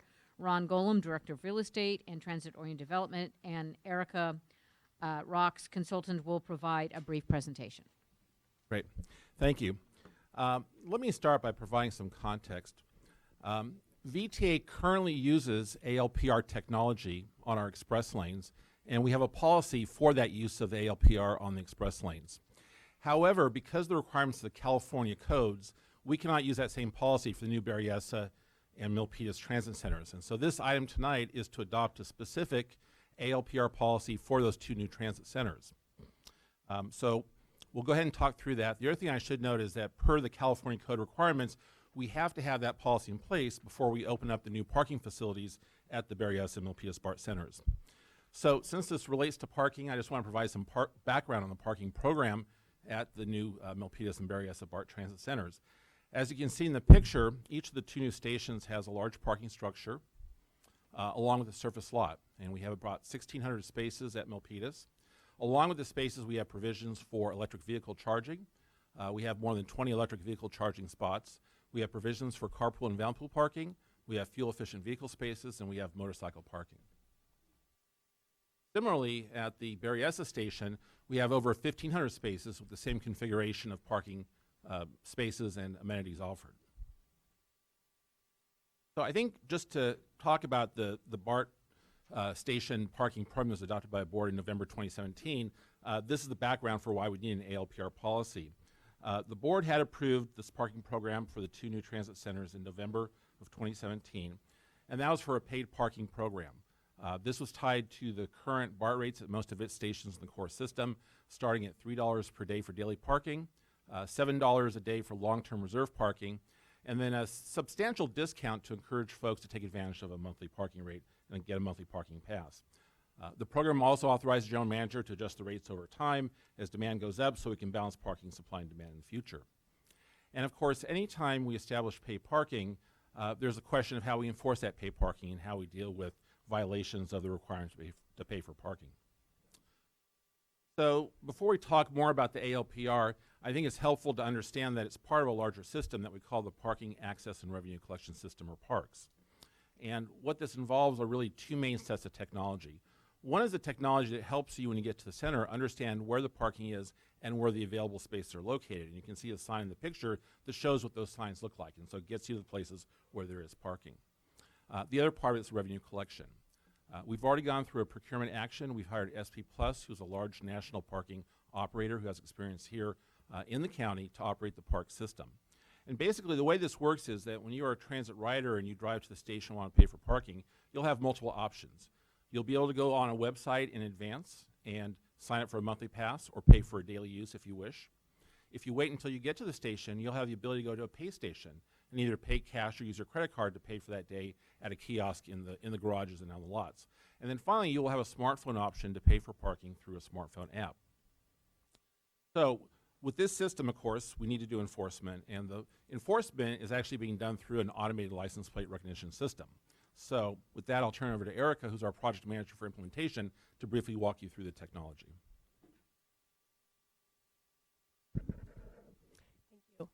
This technology utilizes vehicle-mounted cameras to read license plate information. You can see an example on the screen of what the equipment looks like mounted on a vehicle, as well as what the parking operator driving around would see in their vehicle.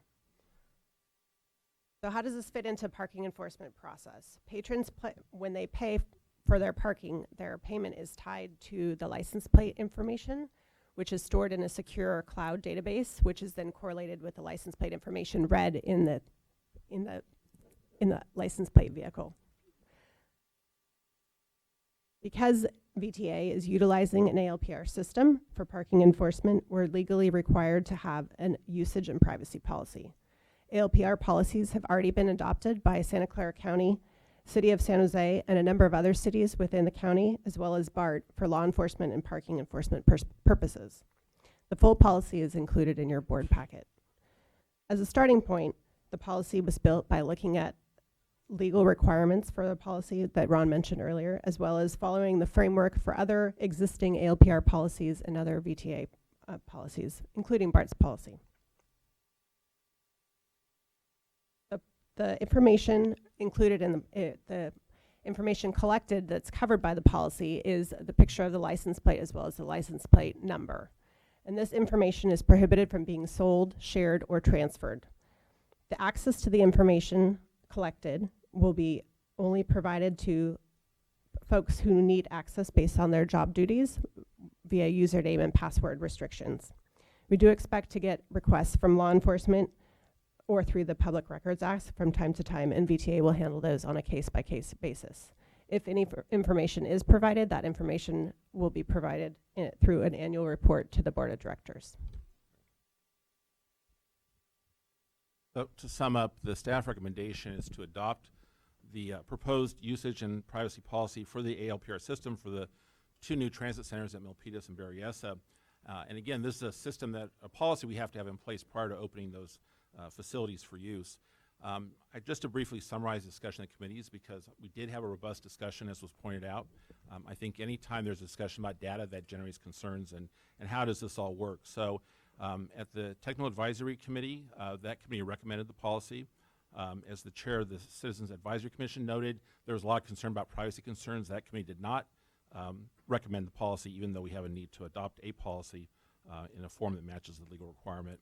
At the Policy Advisory Committee, we had discussion about clarifying the retention periods. And based on the direction from the committee, the policy you have in front of you shows a revision that shows that for data retention for the good reads, that is, in other words, where people have paid, we are now retaining that at 45 days, and that is shorter than the 90 days we originally had. And the reason for shortening the period is that we talked to the designer, the company that designed and installed the system, and basically they said that 45 days is the minimum you want to hold on to data so that you can validate the system's operation. It's really about ensuring from month-to-month basis that the systems continue to perform as intended.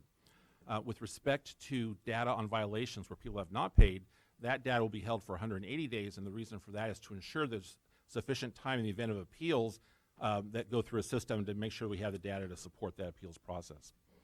The Administration and Finance Committee recommended the policy with the recommendation of clarifying that any law enforcement agency could submit a request for the data for consideration by VTA. And then finally, the System Safety and Transportation Planning and Operations Committee also recommended the policy. So that concludes our presentation, and we'd be happy to answer your questions. Are there questions from any members of the Board of Directors? Director Carr. Thank you. At Administration and Finance, we talked about the authorized purposes, and we asked why there was 2.0, any purpose that serves VTA's business needs. Can you remind me the answer to that question? Sure.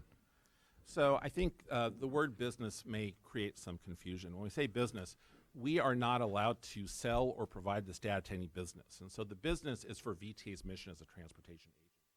So our use of the data, besides ensuring the system's operating properly, is that in terms of understanding parking behavior and parking trends, we may use this data from time to time for basically research and analytical purposes, but that would be something that VTA would sort of conduct in its role as the operator of the transit centers and in our transportation mission. That would be the business use of the data.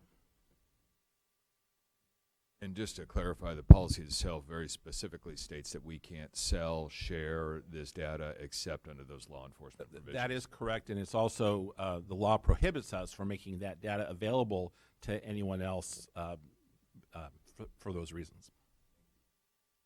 Vice Chair Chavez. Thank you. I think when you're talking about when you talked about research and analytics, if we're only keeping the data for 45 days, you're saying within that 45-day period we would be using that. I know there's 180 days. Yeah. Purposes, we're only going to be using it. That we've recommended that limitation, so that would be limitation doing research, is we only have 45 days worth of complete data. Correct. So I think here's the tension, is that, you know, on one hand, if you're doing research, you like having a lot of data over a long period of time. But listen, I understand the, like, I'm one of the people that thinks we shouldn't keep it. Okay. So what I would recommend is that, well, let me come back to that just to make a second observation. After 180 days, if we're not keeping the data, what happens to the data for people who haven't complied? So after 180 days, we expect that any citations would have been resolved. The data will be erased after 180 days per the policy, and so if we get into a situation where there's other issues beyond 180 days, we would not have the data. But the timelines for parking violations are such that they do need to be resolved well within 180 days.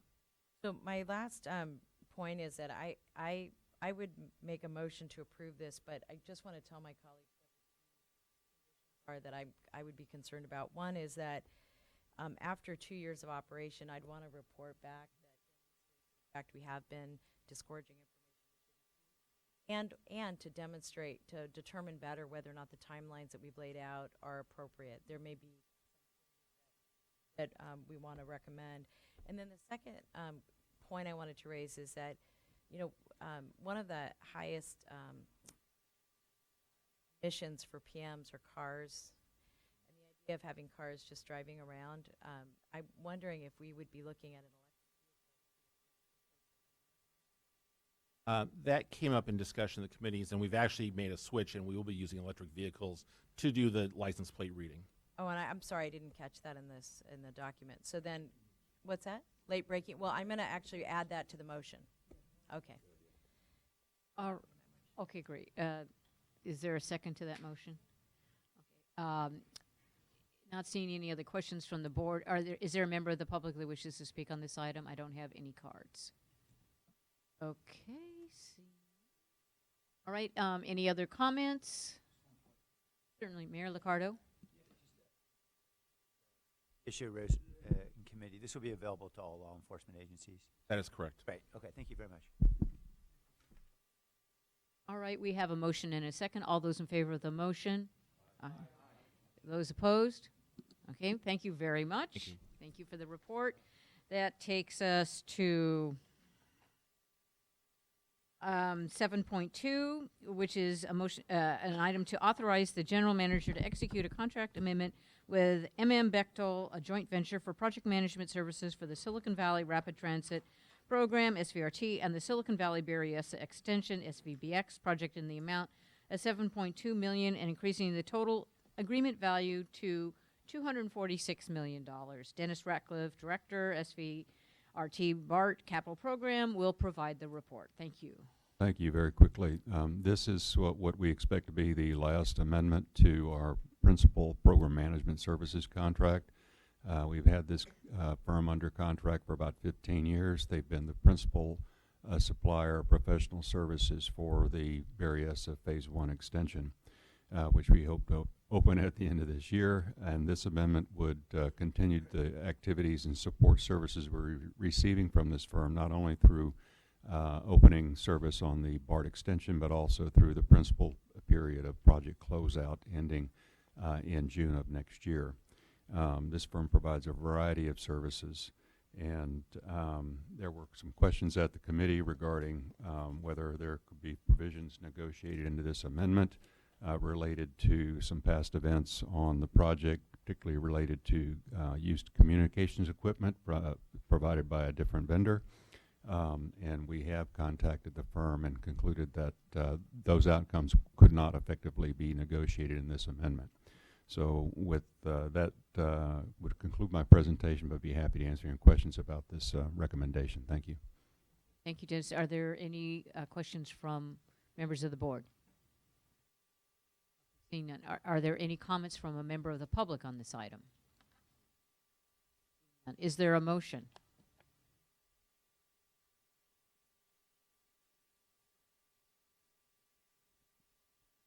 We have a motion and a second. Any final comments? I'm going to recuse myself from this, and only because of something you just added that I didn't see in the staff report, and that was regarding a subcontractor, so I'm just going to recuse. Okay, that will be noted for the record. Thank you. So all those in favor of the motion? Aye. Opposed? Okay, motion passes. Thank you very much.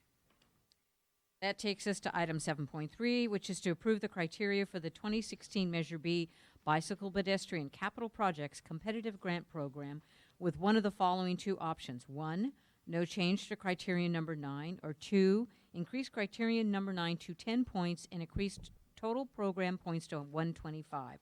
Marcella Renzi, Deputy Director of Grants and Fund Allocation, and Jane Shin, Senior Transportation Planner, will provide a brief presentation. Good evening. Good evening. Wow. Oh.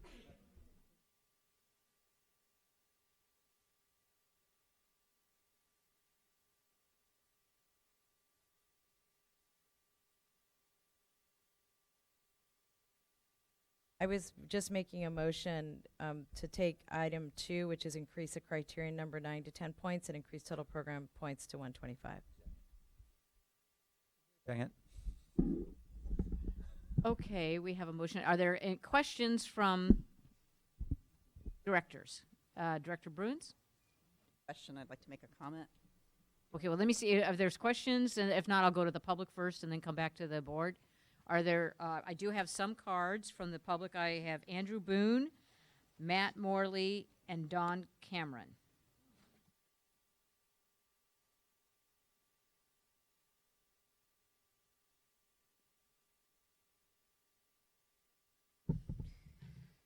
Good evening. I'm Matt Morley, a member of your TAC, and we've spent a lot of time on this item. We wanted to take a few minutes to tell you a little bit about the time that we spent and what we've seen along the way. Looking at the criteria in the item, they actually group really nicely. Criteria 1 through 4 address elements that deal with the access to the project, things like schools and gap closures. A big portion of the points go here, and that's justifiable because that's really creating the projects and allowing those projects to move forward. The criteria 5 and 6 address the project delivery with respect to design and funding. It really, the goal with these is getting the most ready projects underway as possible, and we all want these projects in construction, so we're anxious for that, and allotting a lot of points for that is important. Skipping from those to criteria 8, this talks to the effectiveness of the project. Will the project perform? And this too is important, and because of that, it gets 10 points in the recommendation from the TAC. And finally, we come to criteria 7 and 9. These are really the connection to the community. We saw them as equal in our conversation about this. Important to outreach to the community, and important that we take into consideration community special interests or concerns. The interrelation of all of these points together and how they work together was important as the TAC deliberated this. The TAC and the CIP working group spent many, many hours discussing this. You sent it back to the TAC. We talked about it again. We considered it. It was a unanimous decision at the TAC to send it back with a recommendation, including members on the TAC from the city of San Jose and from the county. So it was well considered with lots of insight there. Of course,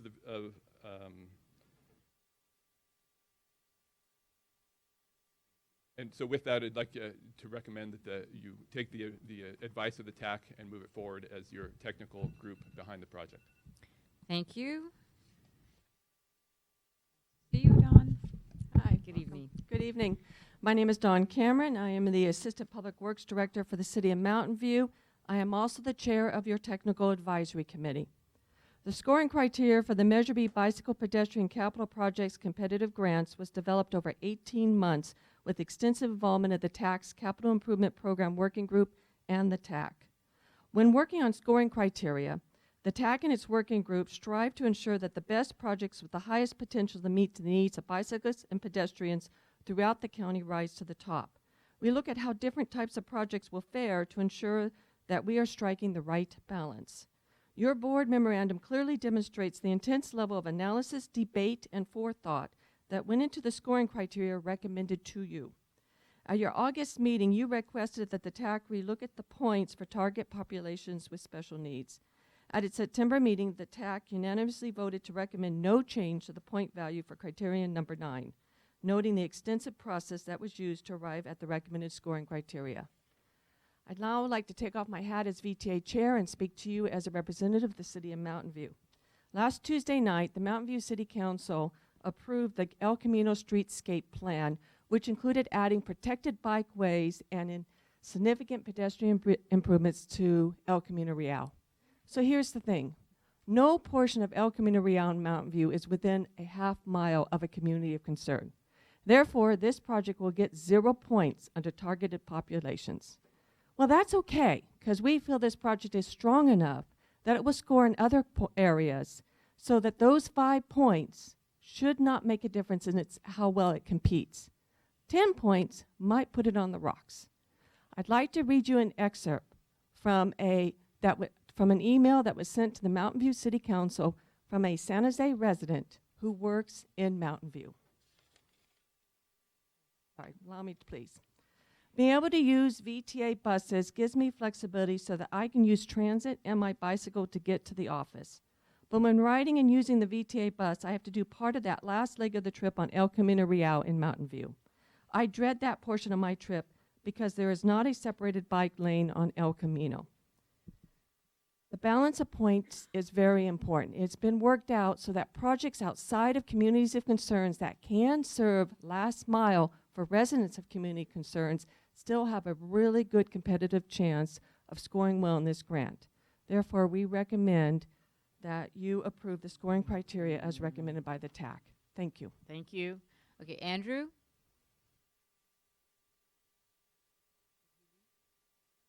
Oh, okay.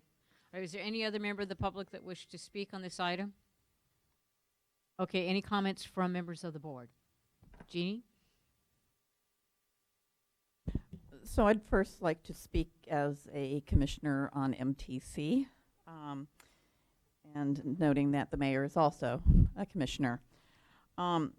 You know, I know there's been a lot of discussion, and I know these are gut-wrenching decisions when you're talking about community of concerns, but I think what would be beneficial is if we all had a similar background in terms of where this comes up and how it is actually used, and then I'll offer my own opinion at the end. So I know we all should be concerned about communities of concern.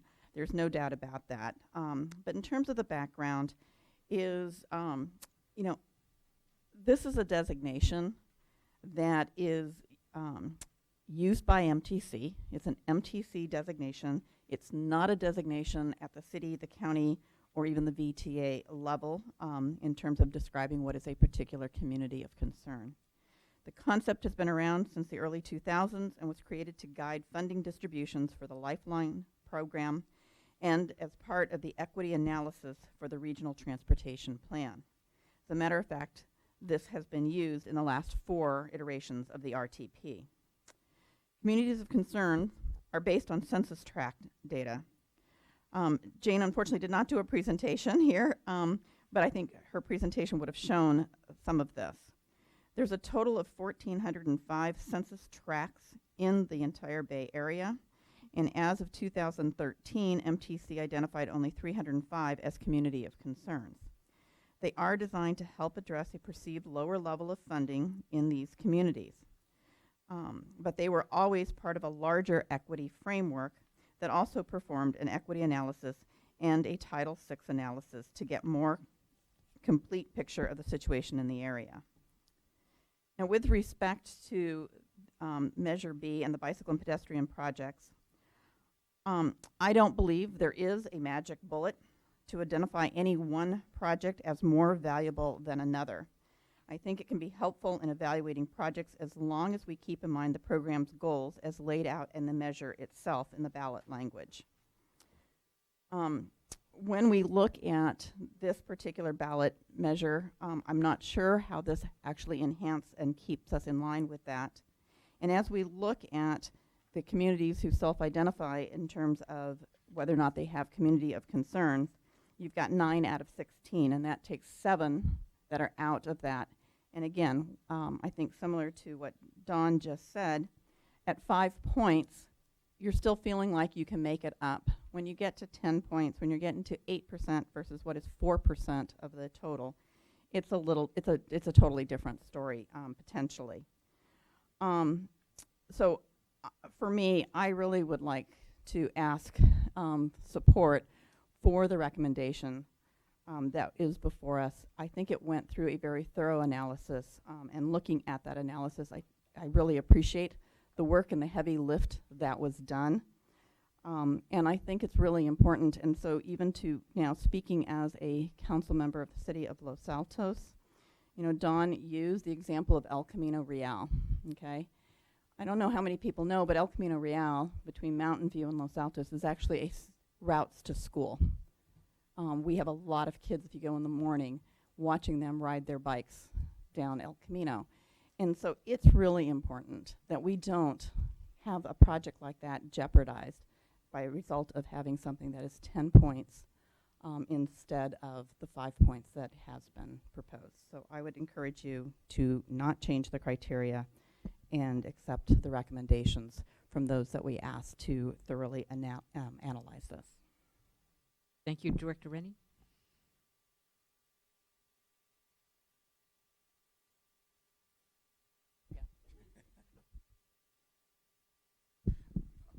Maybe less eloquently than Director Bruins. When I sit on a regional board, I try very hard to not be parochial and just think about who I represent. On this board, I represent the 5 West Valley cities, and I've had calls from the elected officials of those cities asking me to support the no change, the option 1, no change to number 9. But at our congestion management meeting, like I said, I try to keep an open mind and think of what's good for the whole, not just for who I represent. And so I asked a lot of questions at that time, trying to explore why would we need to make this change. And I recall, I think some of the discussion we had was, well, these are underinvested communities. So I asked staff, I said, can you tell me what kind of project applications, and hopefully I won't misquote these numbers. I remember them saying, well, we get about 24% applications for communities of concern. And I said, well, how many are approved? And they said 36%. Hopefully I'm getting my numbers almost right. It was something in that range. But the point was more of them were approved than the percentage that were even submitted. So I was having trouble seeing how, well, why is it needed in these communities? And then when I went back and I looked, as Director Bruin just said, at our original criteria, it's really about trying to fill gaps. Well, if these neighborhoods of concern have important gaps, then they're already going to do well. So for that reason, by the time we had all that discussion, I still couldn't come up with a reason why we needed to make this change. So unless somebody can convince me, I'm still in favor of option 1. I think we have a motion for option 2, which I can't support. Okay, is there any other member of the board that would like to make a comment? Director McAllister? Mayor Liccardo? All right, here we go. Okay, I very much appreciate the perspectives that have been shared. I don't think there's a wrong answer here. But I do think that, while I appreciate the input of the TAC and staff, obviously, we should recognize that fundamentally allocation of funding for transportation initiatives isn't a purely technical question. Like all budgetary questions, it's a fundamentally political question, and it's about values. And, you know, we do not serve cities, although we all are parochial. I know I certainly am, like anyone else. We don't serve regions. We ultimately serve people. And while not an exact proxy for the specific needs of people, the term community of civic concern, and I share some of Jeannie's concerns about the term itself. I know we've had battles with MTC about whether or not the state is really defining that in a way that will hurt or help the Bay Area, but it is an inexact proxy for the fact that it would be serving people who are more needy and have less options. And fundamentally, folks who have less access to automobiles need more options, obviously, for their mobility and for their safety. And so, you know, I don't pretend that this is the perfect formula, having 10 points. I think this is, reasonable minds are going to disagree. I do think, though, that fundamentally this is just a statement of values, that we think these are, those who support the idea of it being at 10 points, is that, look, that fundamentally, you know, providing safe alternatives to the automobile is more critical for folks who do not have options than it is for anybody else in the county. And that's why I think that this is something that deserves more emphasis. Thank you, Director McAllister. So, when it first came up, I'd like to thank Dawn for coming from the city of Mountain View. And she was, again, more elegant than I'll ever be, much shorter than I'll ever be.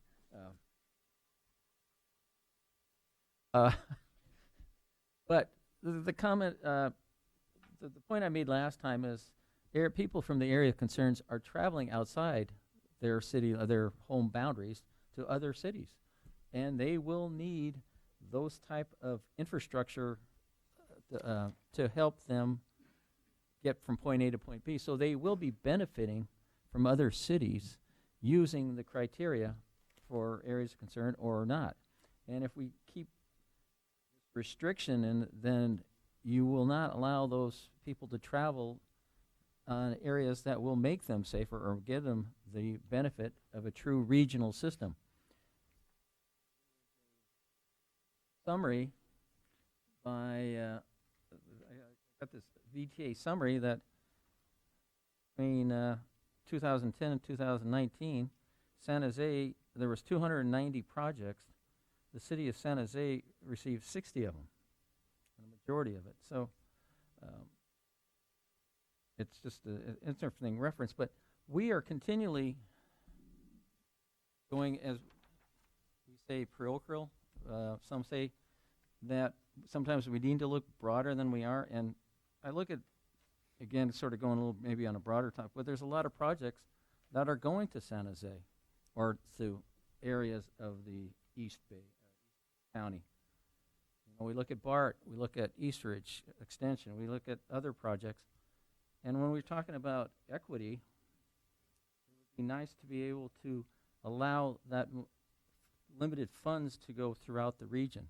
And so here is an opportunity where, if we, and I'm supportive of keeping the criteria, that the funding will benefit the whole area and not just selected areas. So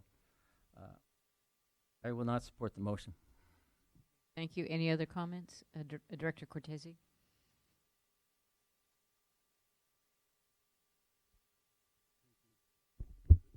Thank you to my colleagues for putting a motion on the floor for 10-point criteria. I don't want to debate any particular point. I'm not sure this is all a parochial issue, municipalities or distribution of dollars in that way. In fact, with all due respect to the good point that you're trying to make, Mr. McAllister, San Jose is about 60% of the population of the county as a whole. So whatever's going on right now is apropos. There's nothing in this proposal. We have no evidence that the distribution grant priority would change the 60% at all. And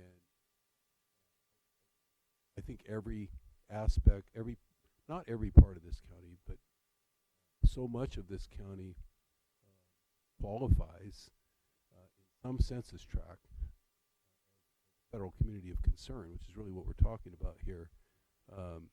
That all we're saying is let's give it a try. Obviously, this board can revisit the criteria again in the future, but let's give a try to a point system that more authentically and genuinely weights that the criteria for a transit-dependent population that we're supposed to be focused on, whether it's by federal standards, regional standards. So anyway, I think it's at a minimum, it's worth putting it out there. And if somebody wants to qualify the motion to say we should come back after a couple of years of grant cycles, look at how the distribution is really happening to see if it's represented or underrepresented in terms of advantaging a particular city, I think it's more than fair to look at. But I think if we don't stretch and we don't, these kind of things are like somebody, and it's a poor analogy, it may poor metaphor, but if you keep bench pressing the same weight session after session after session after session, you're never going to know whether or not adding 5 more pounds or 10 more pounds, in this case 10 more points, may have done more good or less. At some point we have to do that. We have to stretch. So I don't see any long-term harm in it. I see a very, very at a minimum, a very, very valuable short-term experiment if the board in the future wants to turn it back for good reason, but a good short-term experiment to see what exactly happens as we start approaching grant-funded projects or grant-funded opportunities with this extra 5 points of weighting. Director Rennie? Thank you. If I could add a little more, one comment that the TAC made was they thought the point balance was good the way it was recommended, but they also mentioned that if you really wanted to unbalance a little bit and go this way with the communities of concern, you should also increase community engagement. And I believe I spoke the last time this came to the board meeting about my experience at the Silicon Valley Bike Coalition when they had a seminar about bicycle and pedestrian programs being extended and so forth. And there was some people from Oakland speaking at the time, and I was noted, surprisingly to myself, that a lot of communities of concern didn't want the bicycle infrastructure. As Oakland was trying to expand this, they felt it was being forced upon them. Some people looked at it as gentrification, which they didn't find welcoming. So I think that if you really wanted to go with number 2, you really need to modify it to include the community engagement to make sure that the communities of concern that you want to help really want this type of help. Thank you. Any other directors? Mr. McAllister, did you have something else to say? I had a question to Director Cortese's point about coming back in a couple of years. Is this a 10-year cycle? I mean, are you available even? Can you come back in 2 years? This is a 10-year program. We selected the longer-term program discussion, again, with the CIP working group and the TAC. The idea is that, of course, the board would approve, after the call for projects, the board will approve the selected projects, and we can share at that point the percentage of, communities of concern, population, and specific needs. The board can always change the criteria. We would be potentially bringing back having a mini call for projects in 5 years. So to your point, it is not a 2-year program. It is a longer-term 10-year program. No, I know, but can you review the criteria in 2 years, or do we have to wait 5 or 10 years? We could review the criteria in 2 years. However, we would not necessarily be having a call for projects at that time. So we would, right. Okay, no, I just had a question. Yeah. Yeah. Mayor Tran. I really am thankful for the motion. And just looking at the criteria, I do appreciate number 9 just being there. And the definition of that line item, something I think is an important one. And if one goes more into the definition of low income, I do think it's also important when I look at this map that some of the most densely populated areas in our county, and more should be considered as we look into how we're going to size one of these criteria, and part of the number 9 is also looking at some of the most densely populated areas and these areas in the county all across the map that would really be a great use of these grant programs. So I'll be supporting the second option. Thank you. Are any other comments? Okay, so I'll make a couple comments. I am a strong advocate for bike and pedestrian programs, and I've heard a lot from the bicycle community that they want me to help move projects forward as quickly as we can, and I'm an advocate for finding more ways to get more money into bike ped programs, because I believe once the infrastructure is there, that more people will feel safer to ride. Since we've all been talking about parochial, my city does have a number of communities of concern areas. But I understand that people are going, crossing from neighborhoods to neighborhoods to get to either jobs or schools or things like that. And when we look, we have already made several changes to the criteria that I think add a consideration, the fact that we've changed kind of the approach to the community support, the current projected usage. We already are adding points in where we didn't have any to begin with targeting the populations with specific needs. So I will not be supporting the motion. So at that, I don't know, perhaps we should do a roll call.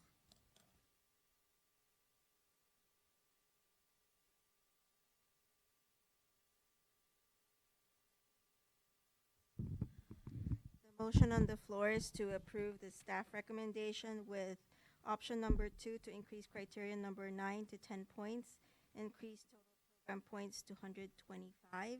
That motion was made by Board Member Chavez, seconded by Board Member Liccardo. Board Member Carr? No. Board Member Carr? No. Board Member Carrasco? Board Member Carrasco, yes. Board Member Cortese? Board Member Cortese, yes. Excuse me. Board Member Dieppe? Aye. Board Member Dieppe, yes. Board Member Jones? Aye. Board Member Jones, yes. Board Member Liccardo? Aye. Board Member Liccardo, yes. Board Member McAllister? No. Board Member McAllister, no. Board Member Perales? Aye. Board Member Perales, yes. Excuse me. Board Member Rennie? Board Member Rennie, no. Board Member Tran? Yes. Board Member Tran, yes. Board Member Chavez? Yes. Board Member Chavez, yes. Board Member O'Neill? No. Board Member O'Neill, no. The vote passes with 8 yes and 4 no. Thank you very much. Okay, so at that we need to go back to item 6.14. Mayor Tran had pulled that off of consent. Did you have a specific question, or would you like a presentation? I hope, yeah, I do appreciate the presentation. I know a lot of my residents take 237 and they're always asking for an update. So I got to make sure I go back to Milpitas with something tonight.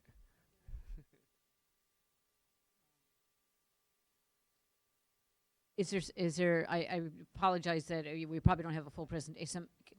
Madam Chair, if I may, because it was on consent and had been put on consent by all the committees, we did not have a full presentation, but Mr. Malley, who heads up the program, can give a brief comment.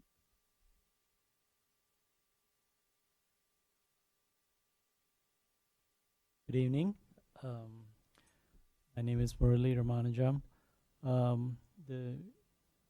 The brief presentation I would say is that the SR 237 Express Lanes has been in operation for 7 years, and we have continued to see benefit in the Express Lanes operations, because prior to the Express Lanes operations being implemented in the year 2012, we had a carpool-to-carpool direct connector on I-880 and SR 237 interchange, which was underutilized.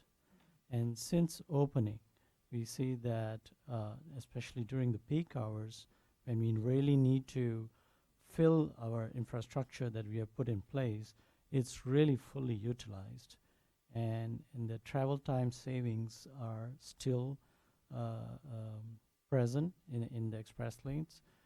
Last year, we still saw travel time savings up to about 7 minutes on express lanes, traveling faster than the general purpose lanes. And so actually, operationally, we are doing very well.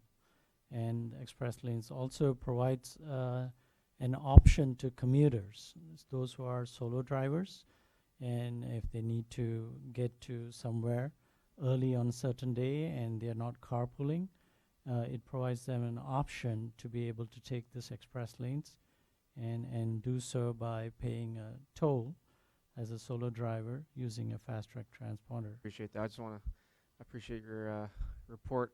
I guess just a couple questions, and respectfully, I'll keep it short so we carry on with the meeting. I do see a lot of the structure there. It's getting real close. I know there's a lot of testing right now with the fast track. We have a target completion or date range of when folks will be able to use their fast track. Costs will go up on the signs. I think, Member Tran, I think you're referring to the current extension project on the 237 express lanes. We are that will be open by the end of this year, and as part of that opening, all users in the express lanes will have to carry a fast track flex transponder. That you're giving me today. We are targeting. That's fine. Yeah. And then I think a lot of for general public's knowledge, I know a lot of my residents are asking. There's a certain calculation formula for those charges, the toll, and is there a cap on that? Currently, the toll rate is the maximum toll rate is $8. There is no cap per se on the toll rate. Just to give you an idea, for example, the average toll rate for the last fiscal year is about $3, although you have a minimum toll rate and a maximum toll rate. So it kind of varies. It's like a bell curve. The majority of the users pay about $3. The number of people who might pay $8 is very, very little. That's the maximum it can ever be. No, that's for the current project. The future phase 2 Express Lanes project, basically you can get in and get out in different locations. It will depend on where they get in, but the toll rates will be much higher for somebody who would enter at, say, Matilda Avenue and going all the way to I-880, because that's another additional 4 miles. So I expect the toll rates to be much higher. You have a range for that case? I would say based on the Bay Area region, it's probably the highest cap will be around the around $12-13 range, and again that would be the higher end of it, but the average toll-paying customers typically will be paying much less. Okay, great. Thank you very much. I appreciate your time. Thank you, Chair. Okay, thank you. Is there a motion to approve item 6.14? Oh, information. Okay, thank you. Thank you. Okay. So that brings us to the end of the regular agenda. And as I noted at the beginning of the meeting, the board is going to recess to closed session to deal with this one item. And so we are going to ask the public to stretch their legs and to get some fresh air and to leave the room, and we'll deal as expeditiously as possible, and then we'll reconvene the public session. So thank you.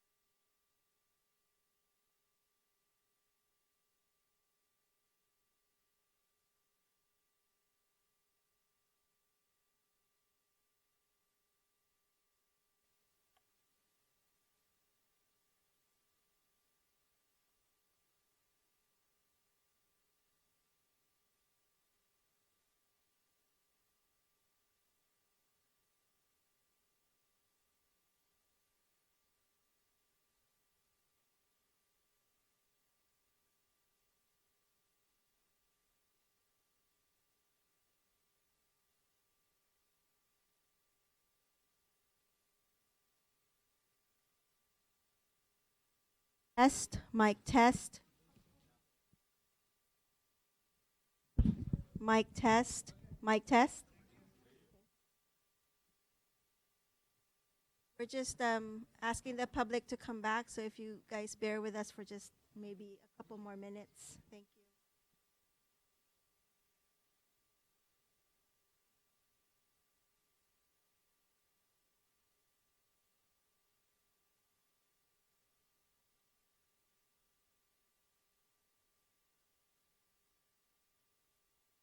Are we back on?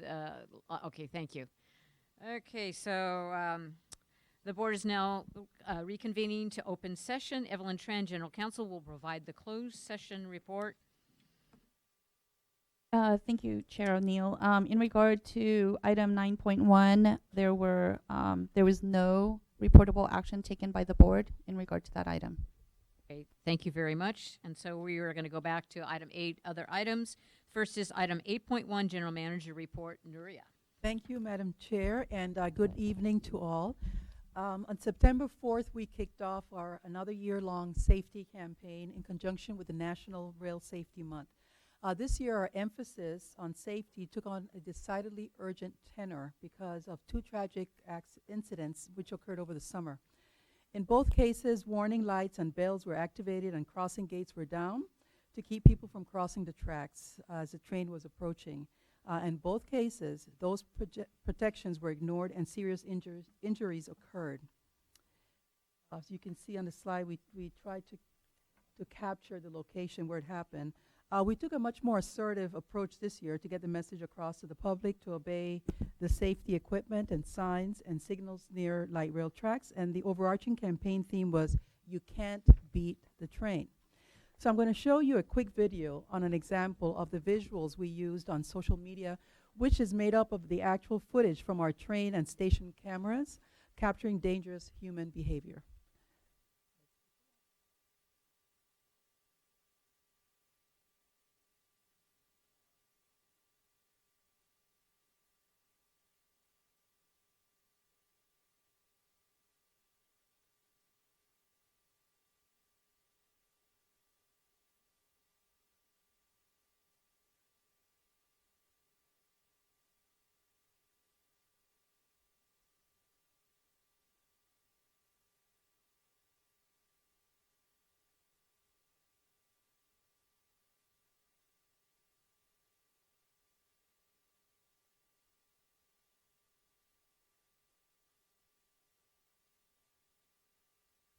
So you'll be seeing this hashtag everywhere. We've had a lot of access to our YouTube, Facebook, and other social media that we've been trying to deliver this message. You've heard me. I bring up the safety issue at every board meeting.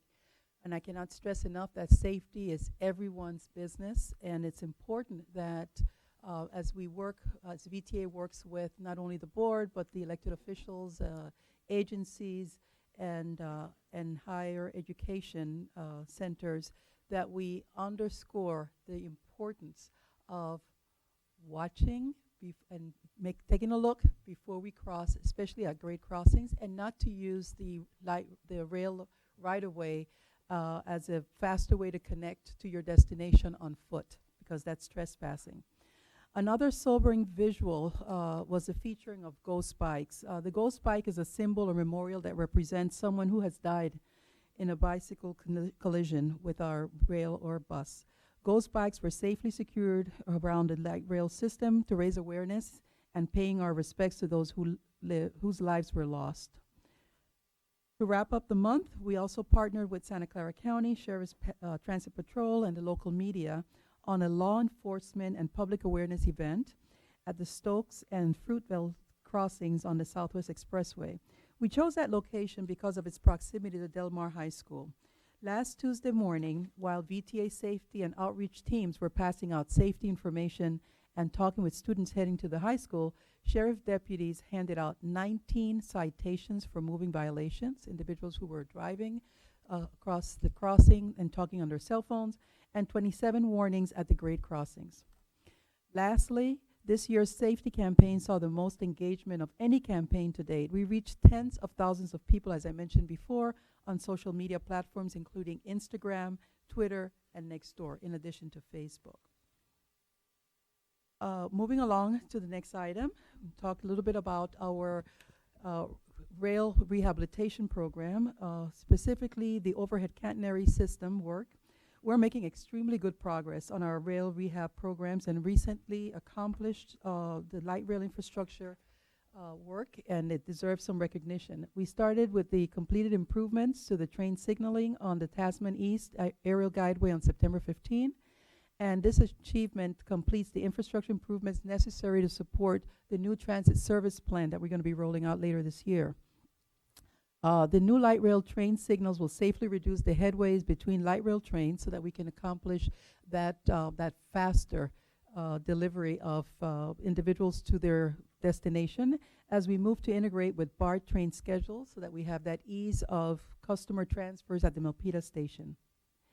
Also this past weekend, we finished replacing overhead wire for light rail from the Transit Mall in downtown San Jose along 1st Street to the Guadalupe light rail facility on Younger. So those of you who take the train to work, you have experienced that if you're going through this segment because we have a slow zone through there. We had a slow zone through there, so now that work is now finished.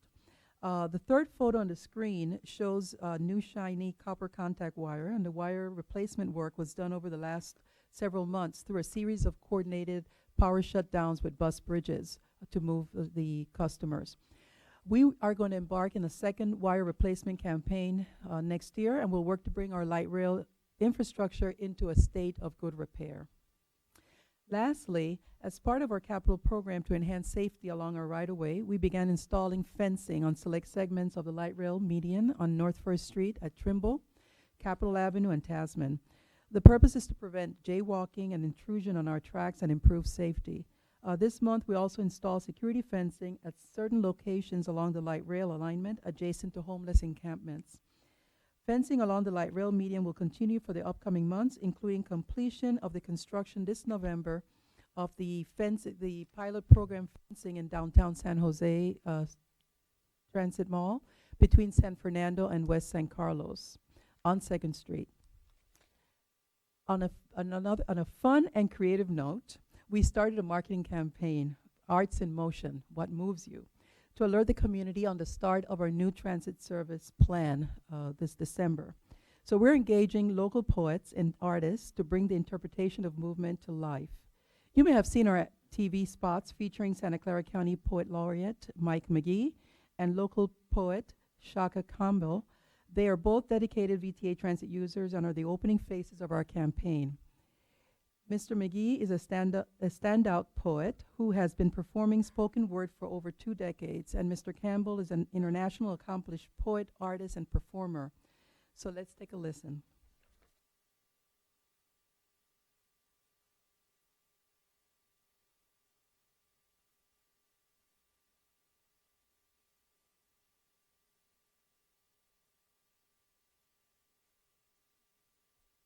We are made up of energy, moving, colliding with each other, with our surroundings.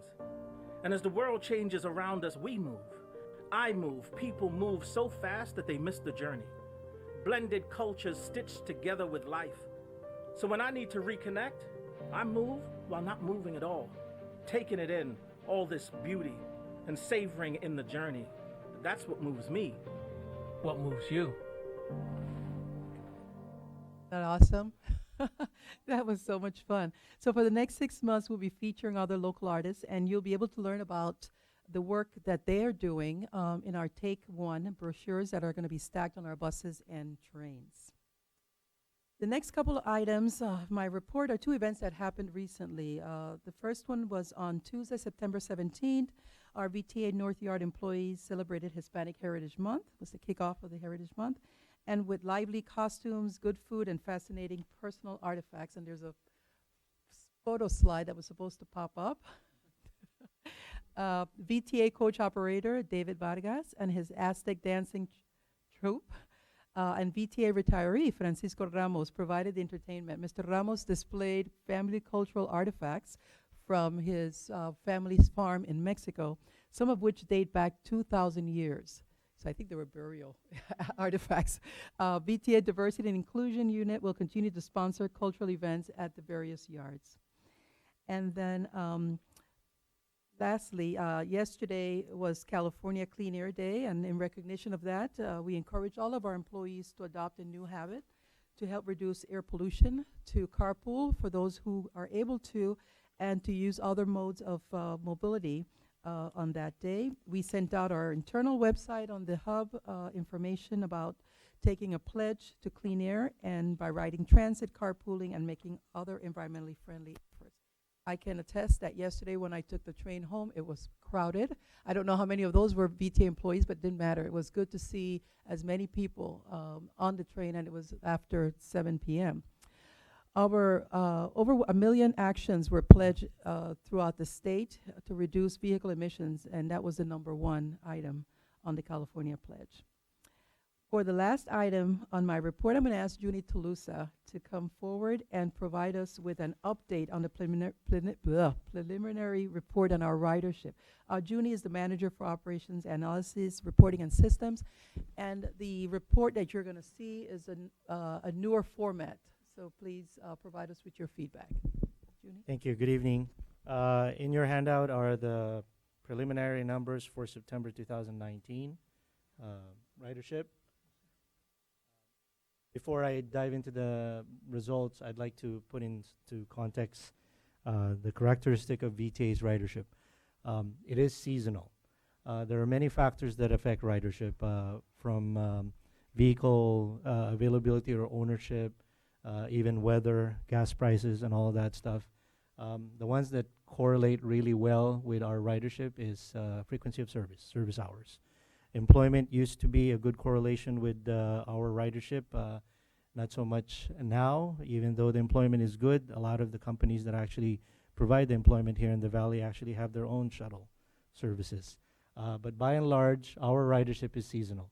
The percentages that you see there are the percentages from month to month that changes. So in any given month, for example, February would always be higher than January.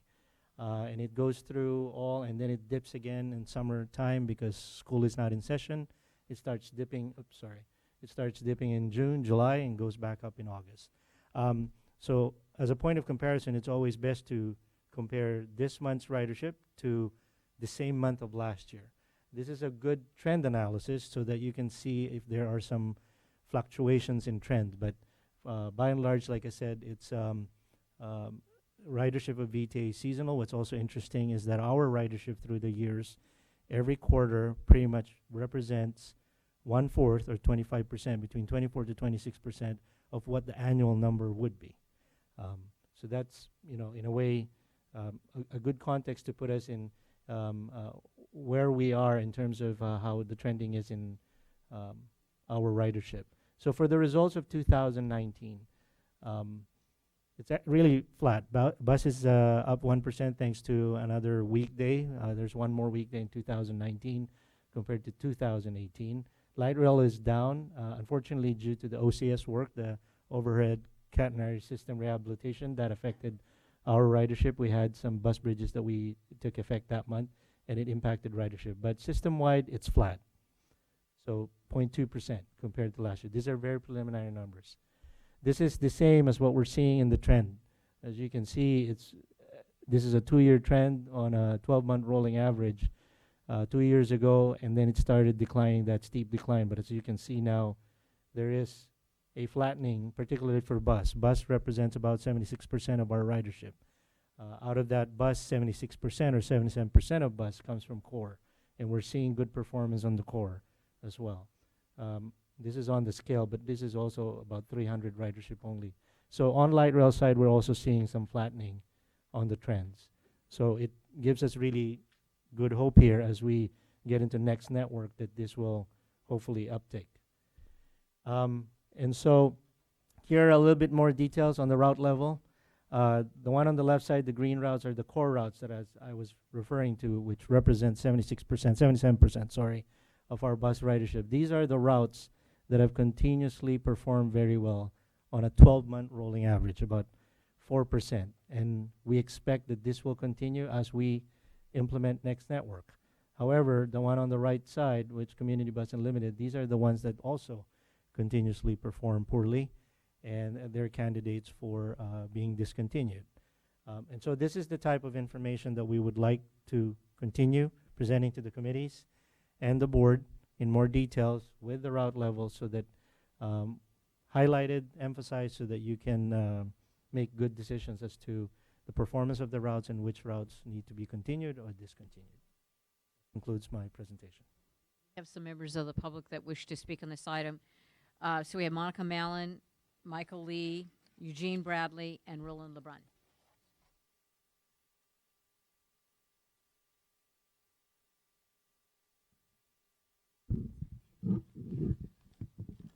My name is Monica Mallon. I'm a student at San Jose State, and I live in Cambridge Park. I just want to thank you for doing the ridership in this way and really showing what the trends are. I think that it's very clear, as it was mentioned, that ridership is very correlated with when students are in session.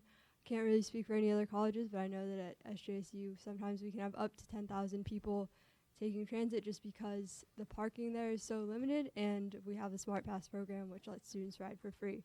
So I think the main thing that I really want to ask you to consider here is to consider revising your service guidelines. On that chart, there's a number of routes that are supposed to be discontinued soon, or maybe will be discontinued in the future. A number of people in the District 9 community are already speculating that Route 37 will be next on the chopping block.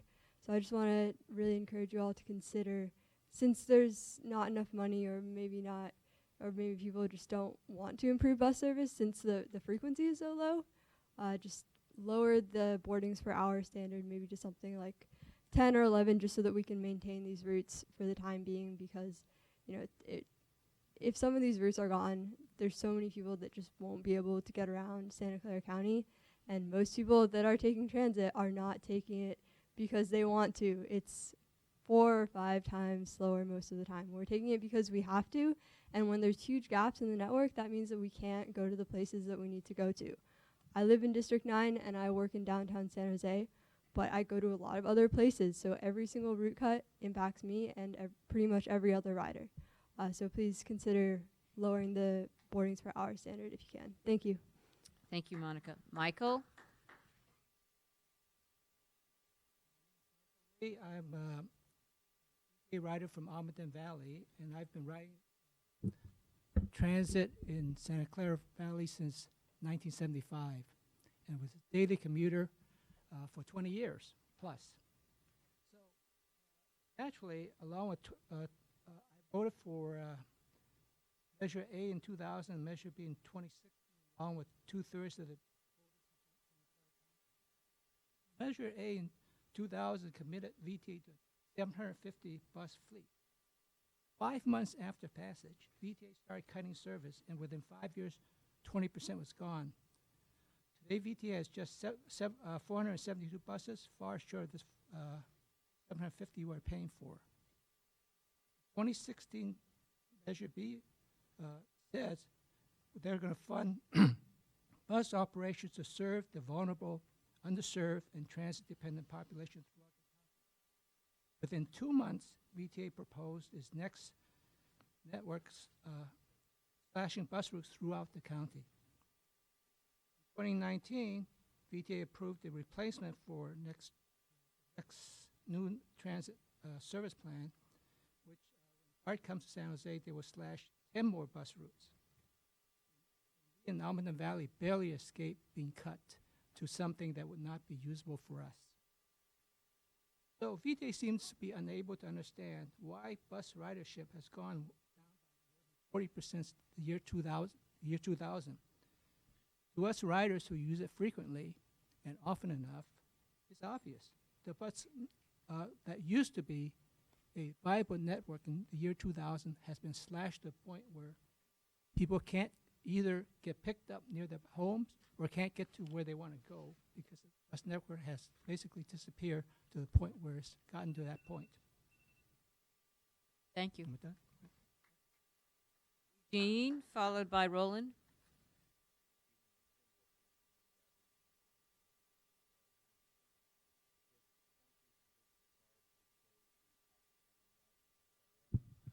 Also, just one other concern, just looking at this chart from the 300 style limited stop buses.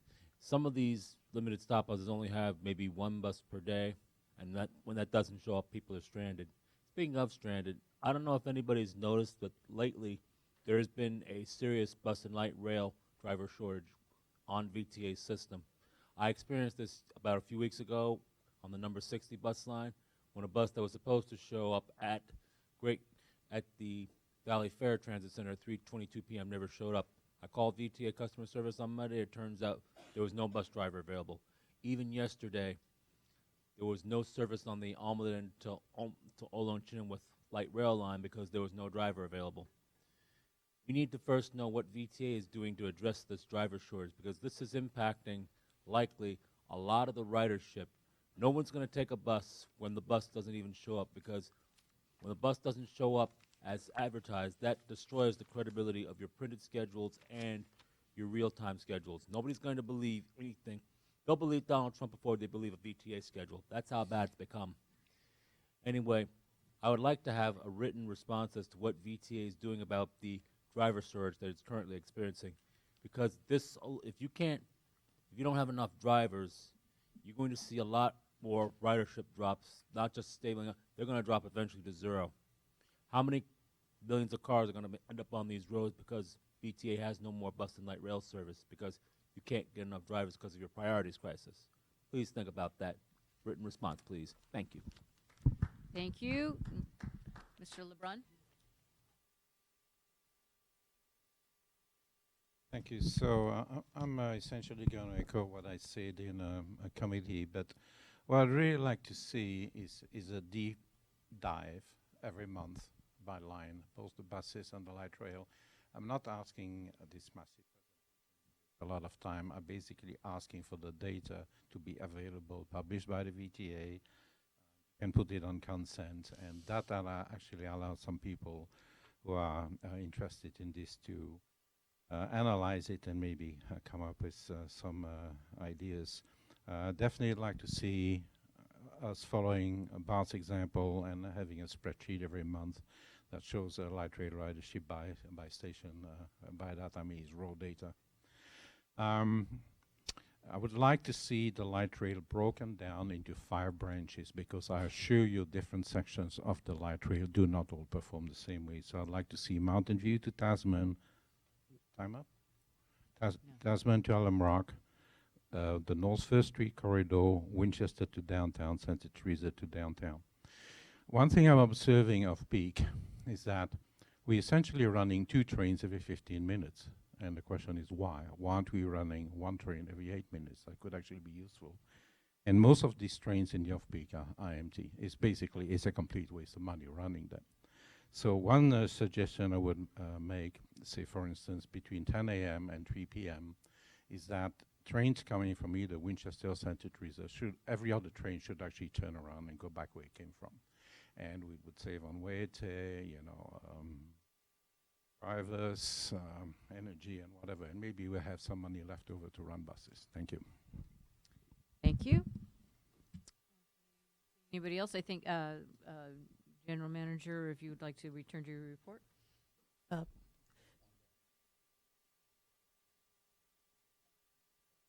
forward. Come forward.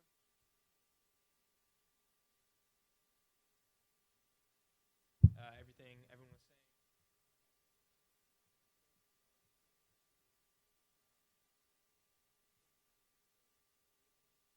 To increase, I'm pretty loud. Looking for ways to increase ridership.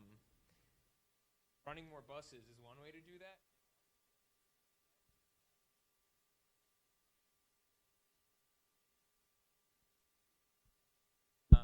But the reason that I don't take a lot of buses,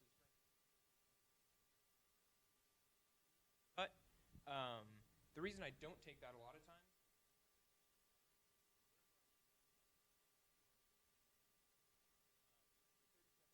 run after a certain time. It only goes to Winchester.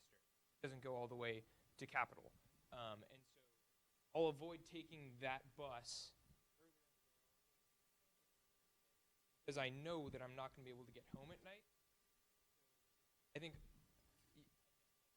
these lines, if you're on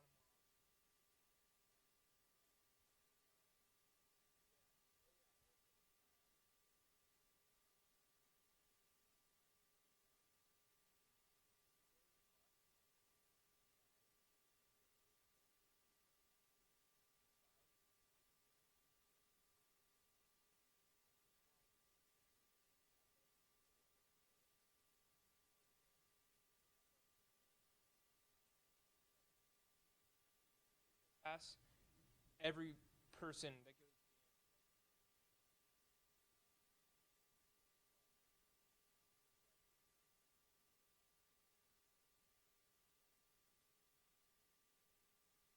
Thank you. General Manager. Thank you very much. I just wanted to draw everyone's attention that the security statistics are in your folders and in the public binder. The next item in my report is item 8.1A. It's an update on our government affairs information, and Mr. Jim Lawson is going to be presenting that. Thank you, Nuria. Just a quick update on state legislation. The legislature was extremely busy for 2019. 2,900 bills were introduced, and the governor wound up with 700 on his desk. I will not read all 700 for you, but I will share with you where we are with the bills that we've been tracking. AB 5, 4 bills were signed to date. 4 bills have been signed by the governor. He has until the 13th to sign the balance of them, or they become law, sign or veto, or they become law without his signature. He has signed AB 5, worker status, which identifies independent, the difference between independent employees and contractors. It says that a person providing labor or services shall be considered an employee rather than an independent contractor. There are exceptions to this. AB 252 is the environmental review process. Most people who've been around know that Caltrans has been taking care of the environmental review and clearance for transportation projects under a pilot project.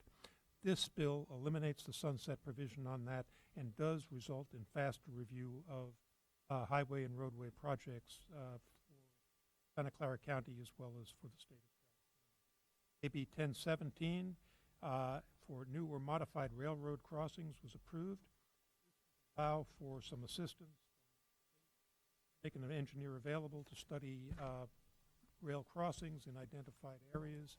And the last that was signed by the governor to date is by Senator Bell, SB 211. This was to authorize Caltrans to lease on the right of airspace under a freeway, real property for emergency shelter or feeding. Currently on the governor's desk, AB 285, which is an update to the California Transportation Plan, which would help to eliminate 40% below 1990 levels by 2030. AB 784, which is a sales and use tax exemption for California hybrid and zero emission targeted for transit buses. We're eagerly looking forward to that. It would eliminate the sales tax on those vehicles. AB 1487 is the housing development financing, which one of the members provides some significant revenue housing in our region. Senator Bell's SB 5, Affordable Housing and Community Development Investment Program. That SB 277, the Road Maintenance Rehabilitation Guidelines. This is a proposition SB 1 dedicate how those funds are allocated, and SB 742 allow Amtrak to sell tickets for bus rides. There are several others that have not made the cut, but I will spare you those. They're in your reading folder. Okay, thank you very much, Mr. Lawson. Okay. Questions? We do have a member of the public that wishes to speak. Omar? Chatty, Mr. Chatty?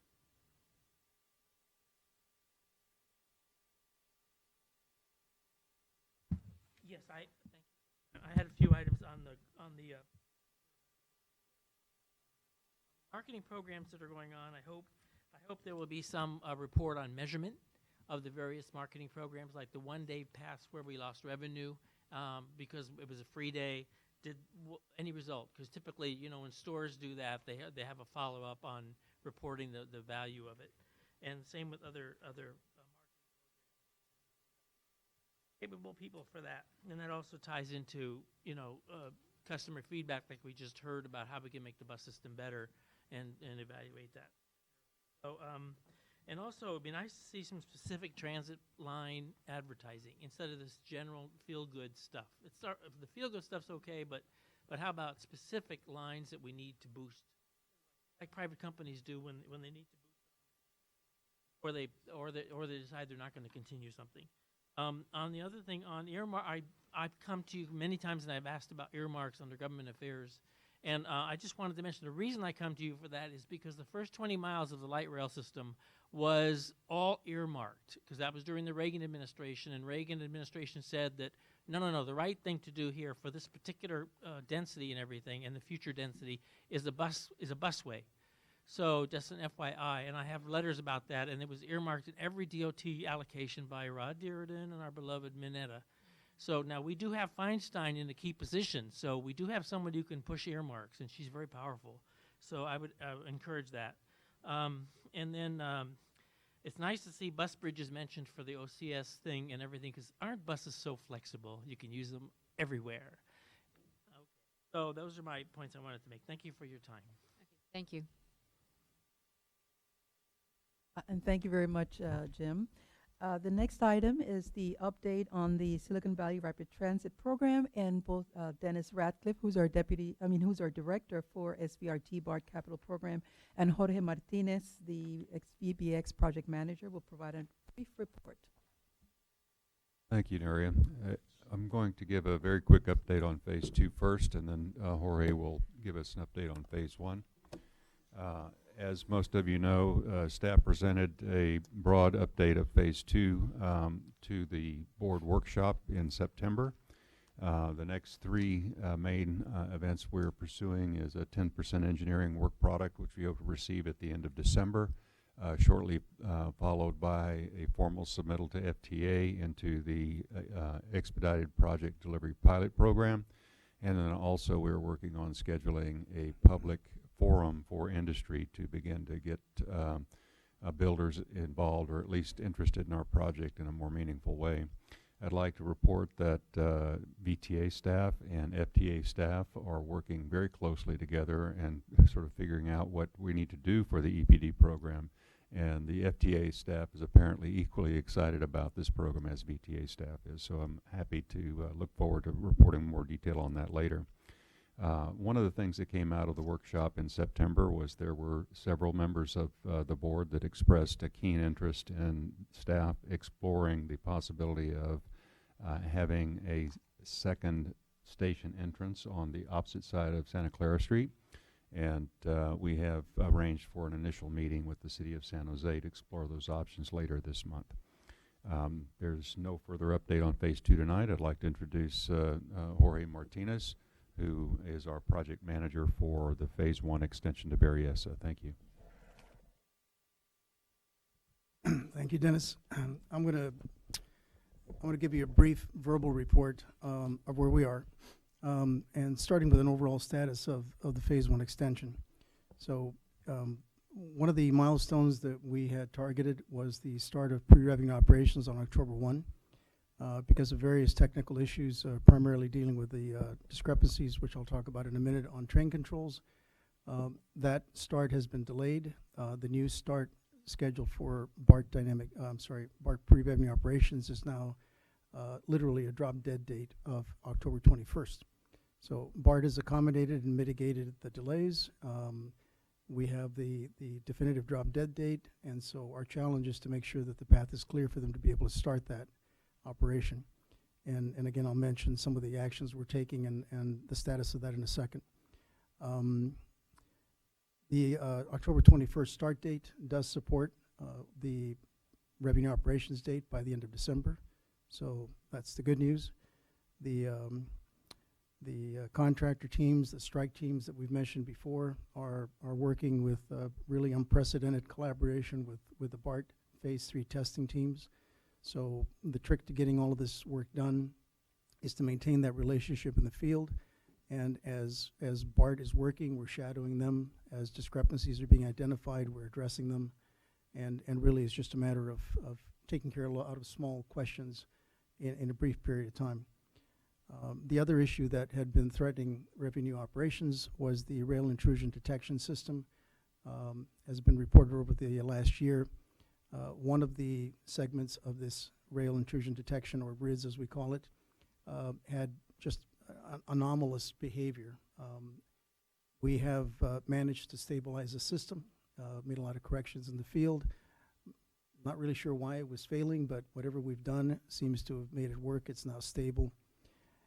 As a backup plan, we've also identified an alternative technology. It's a fiber optic based detection system that has been installed, is in the process of being installed in the 2 sectors that we thought might be at risk, just because if RIDS is not installed, that would prevent us from going into revenue operations. So we have both a primary and a backup plan for RIDS and a plan to get it completed to support the December date. Our VTA critical activities are really focused on, currently they're focused on us meeting the objective of getting BART started for pre-revenue operations on the 21st. So we had an excellent meeting with BART management on Tuesday. We went through the list of discrepancies, and we identified 52 discrepancies that could be potential impediments to them starting on that date. So a lot of discrepancies during that discussion were deemed to really not be impediments or reclassified. So these are 52 real questions that need to be resolved. The remaining discrepancies that we have deemed to impact revenue operations are also identified and prioritized, but right now the team is focused on getting BART up and running on pre-revenue. The nature of discrepancies, I'll get into in a couple of minutes, but just to keep you informed. So Tuesday, we reviewed the discrepancies that we had as of the weekend. We trimmed the list down to the ones that really mattered and the questions that were open that really mattered.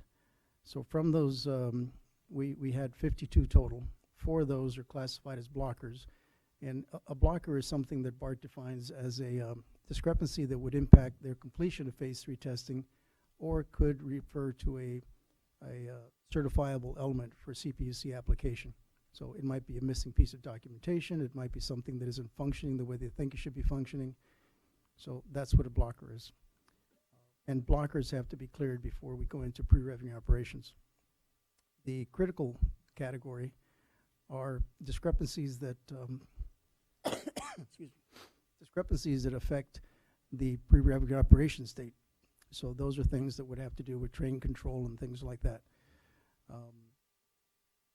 From that original 52, there were 4 blockers, and the remaining 38 are all critical. So since Tuesday's meeting, that list of total 52, we've scheduled 1 blocker to be resolved before the end of this weekend. We have 2 are critical in train controls that were actually already resolved with changes. Thank you. With changes from the engineer of record, Alstom. 2 additional critical discrepancies in fire alarm were demoted to major because it was deemed that they really didn't impact pre-revenue operations. They'll still be addressed, but for a revenue operations milestone. There are 2 critical excuse me, 2 critical discrepancies in traction power that are scheduled to be resolved. So we have the solution. That needs to be a minor tweak that needs to go in, and that's scheduled for the 6th, so that comes off the list. 6 additional critical train control discrepancies are issues that the engineer of record Alstom has already addressed and are in a review with BART. We discussed those at length today. The likelihood that that resolution will be accepted and those issues will be closed out is very high. We'll know tomorrow. 3 additional ones are also in the same category in train control that are with BART to review. These are almost in a operational preference, kind of a discrepancy where BART likes to run the system one way and the engineer of record is saying no, it has to run this way. So those are things that we resolve. There are 2 fire protection issues that that have a resolution. We're just waiting for a window of opportunity to go in and do this work. So from 52, we're down to 34. And those 34, we're attacking aggressively.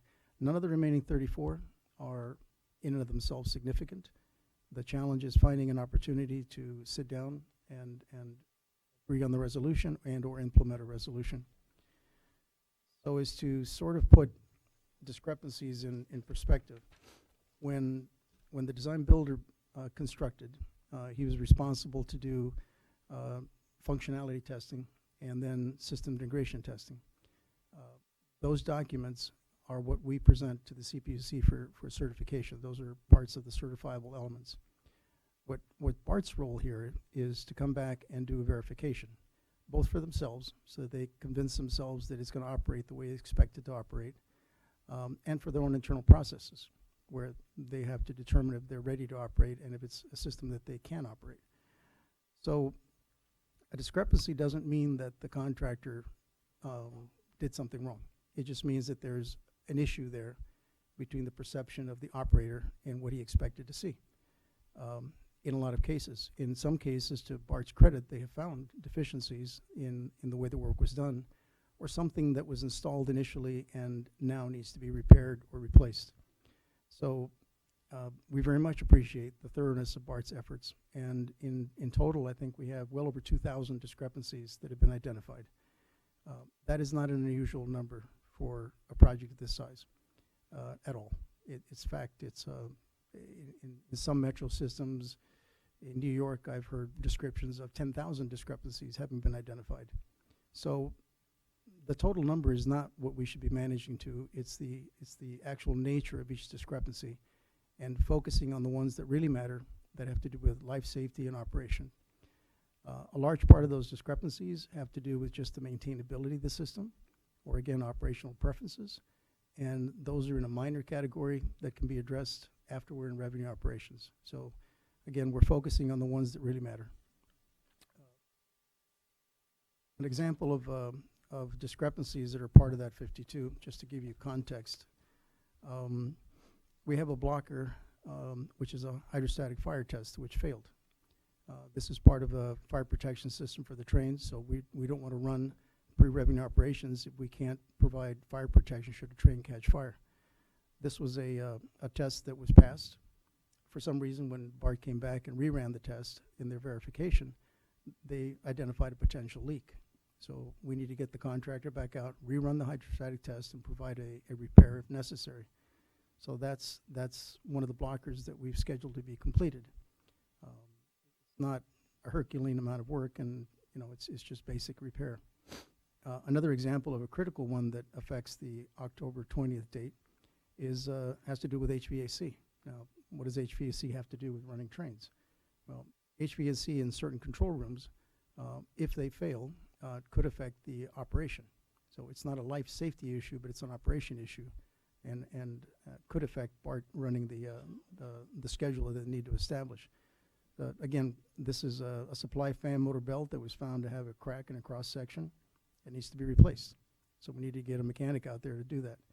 Part two of that discrepancy, which is really the important one, is that when they shut the power to the ventilation off, there should have been a loss of ventilation alarm. That didn't happen. So we need to send somebody in to troubleshoot why that alarm didn't report. But again, should we not fix that? The solution to starting on October 20th would be to place a guy with a radio there that could report if we lose ventilation. So this isn't necessarily something that can prevent October 20th. There are mitigations, but certainly something we need to fix before revenue operations. This is one more, and I won't bore you with many more details, but it's a very lengthy description of a train control discrepancy that, when analyzed, is simply a difference of opinion between BART's operating preferences and what the engineer record is recommending. And it has to do with if a train overruns a red light and is approaching a switch in a certain configuration, that switch is programmed to complete its movement. In other words, if it's pushing the train to the track, it'll complete that movement.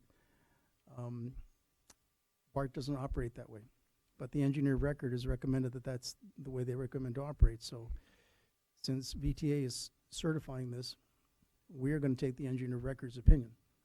And if BART decides to change that to match their operation style, they can do that after it's in revenue operations. But it is a discrepancy. It needs to be resolved, and we need to close it. I could go on and on about several things, but that's the nature of most of the discrepancies. Again, to their credit, BART has found the delays to the October 1st date were because BART found a serious discrepancy in some of the speed codes that the contractor had not kept up to date. So the engineer of record had issued speed codes that the contractor had not initiated. That was a great catch. But for us to resolve that took several weeks because the engineer of record has to go back and reprogram the entire system to incorporate those speed code changes. And then they have a safety process where they have an independent review to make sure that all the changes they've made result in a safe automatic train operating system, because they're the ones that issued the certification. And that's why that was an unknown at the time. We got tremendous support from the engineer of record and the contractor. It was corrected in the least amount of time, but it did impact BART. So again, to their credit, BART is compressing their schedule and advancing. The failure to meet the October 1 date is not indicative that everything stopped, because BART in fact has been running early pre-revenue operations. They've been running trains, as they call it, certification trains, where as they've been doing their dynamic testing, they'll bring a train down with operators just to become familiar with the system. This is actually part of what would have started October 1 formally, but we've already started that. We're trying to get a head start on it. I don't want to underestimate the complexity of addressing all these discrepancies. It's definitely a challenge, but sitting with the contractor and sitting with BART folks that are on the front lines with us, none of these discrepancies we think are issues that we can't address. There's a lot of really critical coordination that has to happen, but we are targeting still for completion in the late December timeframe. Critical to that will be us making the 21st for their formal start of pre-revenue operations. So we're just a few weeks away from being at the we can make it or we can't make it point. Again, given that we've chopped down the 52 critical discrepancies down pretty quickly, and we don't see any of the remaining ones that pose a huge problem, I'm confident we can make that 21st date and have full commitment from the entire project team, both from BART and VTA, that we can do that. So looking beyond the discrepancies, we can't take our eye off the ball, and we do have system certification that we have to be concerned with. Again, as we're addressing discrepancies, we have to manage the documentation part of it. There are literally thousands, 15,000 probably documents that have to be submitted for certification. Every time we make a change in the field, that has to be documented. Every time we do a test or resolve a problem, has to be documented. So the level of effort in catching up with our existing documentation, keeping it current, and providing red line drawings and as-built drawings is something that we haven't lost track of. Parallel to that is the effort that's going into preparing the operations and maintenance manuals, because BART has to certify that they're able to operate and maintain the system, requires them to have the information and to have been given the training to do that. So we do have 95% of the what we call pre-O&M manuals. These are manuals that are prepared. These are presented at training classes. The classes result in comments coming back, and then the final O&M manuals are presented. So the large part of the heavy lift for those is behind us. We have 57% of the remainder of the manuals that have been completed. The training manuals by themselves were at 78%, and the training that's required, and that's operators, maintainers, everybody that's involved in BART running this, and VTA personnel running their part of it, we're at 67%. So again, there are lots of challenges there in documentation and making sure we can coordinate the training, but we have schedules that prove out that we can make the December revenue operations date. Having said that, any questions? Are there any questions from the? There are several members of the public that wish to speak on this.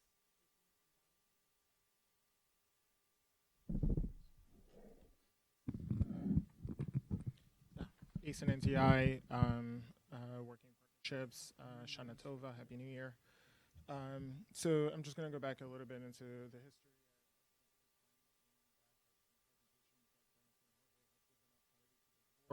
On March 7th, 2019, Jorge said that the project team is optimistic, that Bart says that there's nothing unusual, current schedule does not threaten the December date. April 4th mentions the RIDS issue, but tracking for early handover. Board member Licardo asked about the full funding grant agreement with FTA. Dennis said that they don't anticipate having to go back to the FTA. The mayor says fingers crossed. May 2nd, Jorge says that we're still targeting to deliver by the end of the year, and we'll be able to fully complete the project by the end of the year.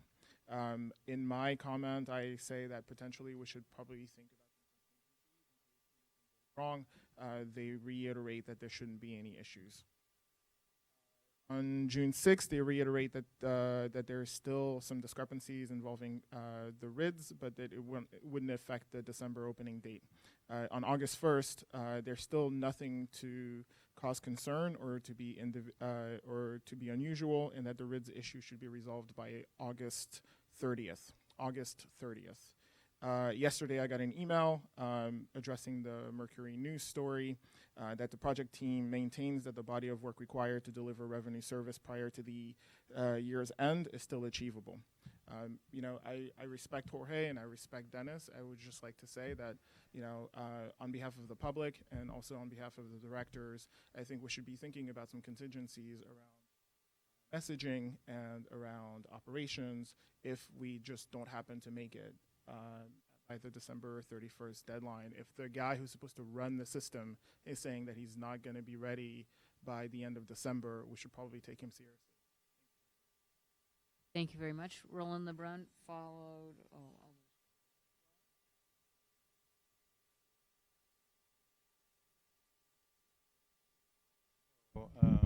On phase 2, with regards to the can't pull it up right now, but there were 4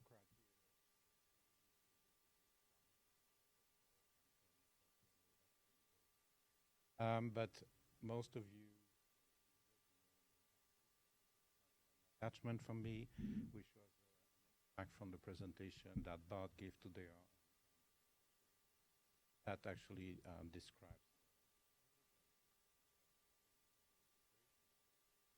blocker is basic.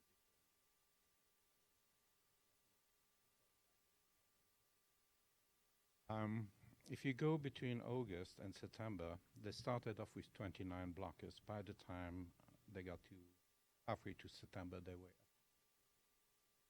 had resolved 2. Audit made it very clear.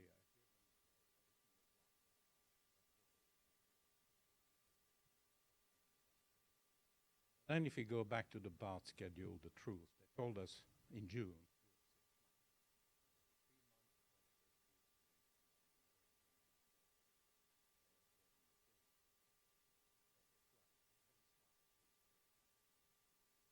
Chances of them completing phase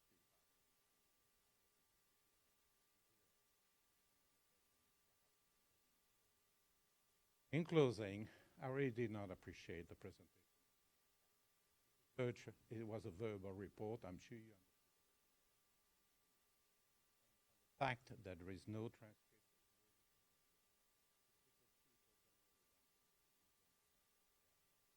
At some point, that's going to have to stop, and we're going to of this.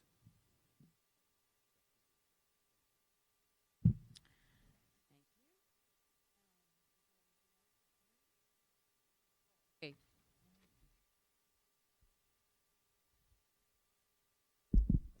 So first of all, let me just say, I know everybody's working their best to get this rolling. I know that as as Nuria was making the point, that safety is number one. And so I appreciate that we're going to make sure that this is really buttoned down. So I have two questions. One is, it appears to me that there's a lot of information that, maybe not a lot. It appears to me that BART really is in a different place than we are as it relates to the opening date. And I'm just wondering if that's not the case, and it may be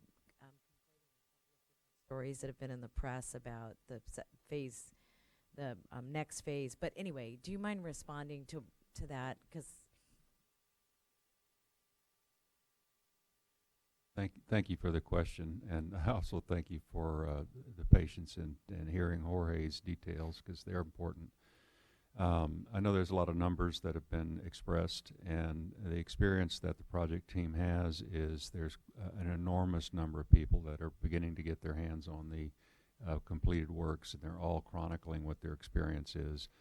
Sometimes they get logged as what really should be characterized as a potential discrepancy, but get reported out as a discrepancy in casual conversation and in other reporting channels. That's really where those numbers begin, and then the team will review and refine and collect additional data as it goes into an evaluation as to whether or not this particular subject is valid. Number one, we have a problem or we don't have a problem.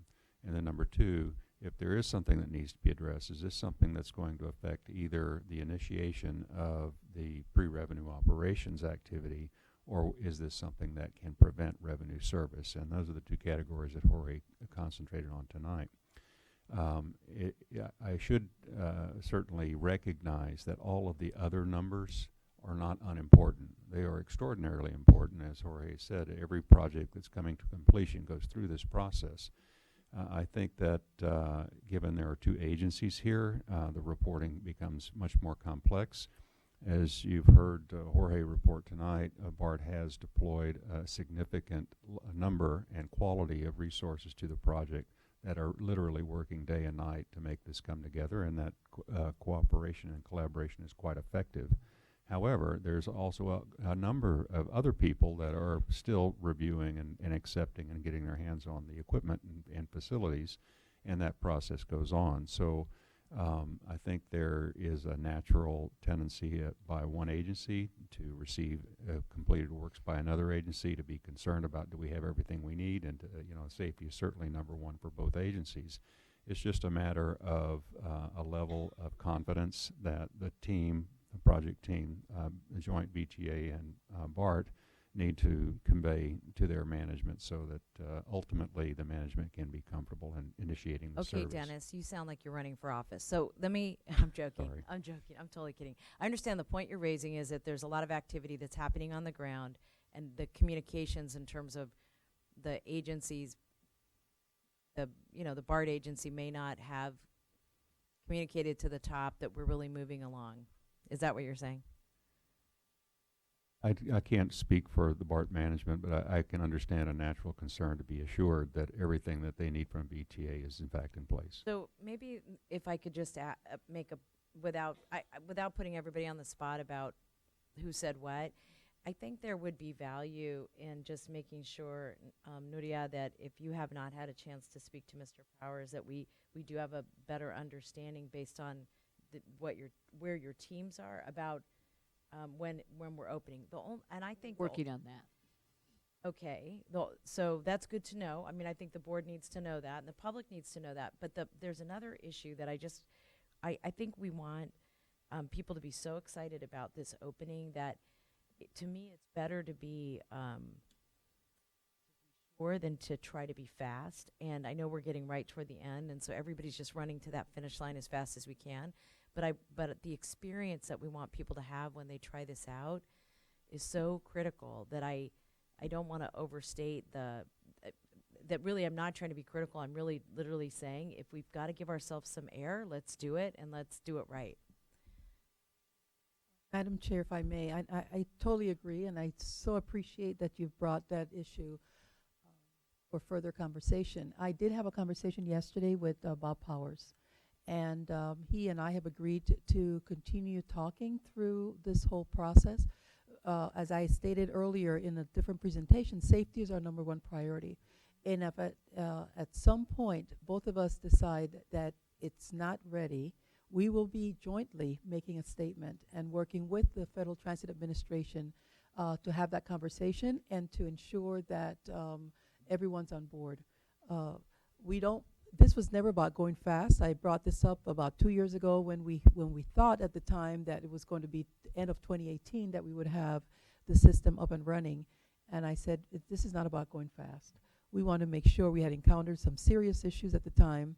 It's a mega project. When you have a project of this nature, and we were talking about almost $4 billion, it's extremely complex. And as you come to the end, when all of the shiny pieces are put together and you turn the energy on and you start to run and test, you are going to encounter a number of issues. Nothing is ever perfect in construction. But what has happened is that there's so much, we want that excitement to continue. It's very important. I mean, the community has invested time and time again to bring this service. And we want to continue keeping that level of excitement and energy around this. But we also, as we're doing that, we have to be mindful that there are men and women up there that are working in very strenuous and dangerous conditions with high power that are testing. And it has to happen at a pace that not only can they do their jobs, but that as we identify issues, that we can correct them correctly. Not just assign someone to go fix something, but get the engineer of record who is ultimately responsible for the documents, for all of the drawings and the operations of the system, to make sure that that engineer of record is comfortable with how what was designed has been installed and that it's working the way that it was intended to. So if everyone would just work with us, but don't rush us. And I know that yes, it's important to have a date, but why select a date if we're in testing? We had indicated that we're working towards the end of the year, and Mr. Powers and I are going to agree on a date in the next few weeks when we will have a better sense of how we're progressing and whether or not they'll be ready to not only do their testing. And it's very possible as they're doing their pre-revenue operations testing that they may encounter additional issues that they would like us to review. We did have a very comfortable contingency, a margin in there early on. It was almost a year that we had in terms of coming in early in a year, and that has evaporated. So now we're down to the wire, but we're not going to be putting safety at risk because of a desire to open soon or to be held accountable because we didn't open when we said we were going to open 5 times in a row. It's really important that when we open that we can continue to remain open and it doesn't have to shut down a week or 2 later because something else was discovered. So we will be as open and transparent throughout this process. I'm going to ask the team to provide updates on every single one of those now 36 items and make sure that there is enough resources on the contractor side to address every single discrepancy, because addressing the discrepancy is just one area. We need to have the bodies on site, on the ground, boots on the ground, fixing the problem. Thank you very much for the report. Thank you for your question, Vice Chair Chavez. So for my report, I'm pleased to announce that our project, the Caltrain Santa Clara Station Pedestrian Underpass, got another award. This is its 5th award. I know it's very popular, something that we've done that everybody likes. The project received the American Public Works Association's Project of the Year Award under the transportation category for projects valued between $5 and $25 million. This project competed against many other projects throughout the country and won the top award for this category. Congratulations to everyone for a job well done, and I know people that are on their way to Avaya Stadium and everything really appreciate having this. Also, very happy to report that the Government Finance Officers Association awarded a Certificate of Achievement for Excellence in reporting to VTA for our FY 2018 Comprehensive Annual Financial Report, lovingly known as the CAFR. In order to achieve this award, a government agency must publish an easily readable and efficiently organized CAFR. This report must satisfy both accounting principles generally accepted in the United States of America and applicable legal requirements. This is the 23rd consecutive year the VTA achieved this prestigious award.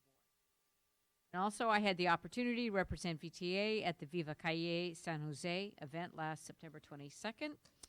2016 Measure B tax dollars enabled some of the work that improved part of the Viva Calle route, repaving along Autumn Street and the addition of a new protected bike lane along that segment of the route that will be built. I was delighted to see many people who got out of their cars and used different modes of transportation, including member Perales was there with his little boy Jorge, who looked just absolutely adorable with his little bicycle helmet on and his little sunglasses and everything. He was just cute as could be. And so, okay, then going on to our next item is a report from Board Member McAllister, who is chair of the Ad-Hoc Board Enhancement Committee. So, McAllister. I just wanted to, before we begin, to thank the VTA staff and our general manager for breast cancer awareness. I don't know if that was mentioned tonight, but it's here, so thank you for doing that. Before I begin my report, I just want to put a context on how what we're doing at this board meeting may pertain. So I attended four meetings in the last couple of weeks.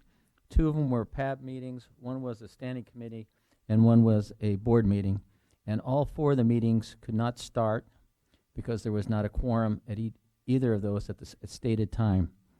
3 of the meetings were delayed, and it was somewhat embarrassing that we choose to be on this board, and yet we have trouble getting to meetings on time, making staff work extra hard to get a quorum going, and in some regards, not showing the respect to the community because they come on time and they expect us to perform in a fiduciary responsibility. So we have been looking at ways to enhance engagement is one of our bigger goals at this particular board. And one thing that we're going to be trying to look at is to look at attendance and maybe put a spotlight on it to help everybody better understand the importance of coming to the VTA board, because it is a very important board for the Santa Clara County, and everybody brings something to the board, and we appreciate their time and energy. But hopefully we will try to improve attendance, and from start to finish would be nice. I look around tonight and I'm a little disappointed, but I still see our small cities are all here, and so except I know most of our, I know there's 3 there, but most of those are the cities. So that by our attendance we might see a pattern as develops, and so we can encourage people to attend.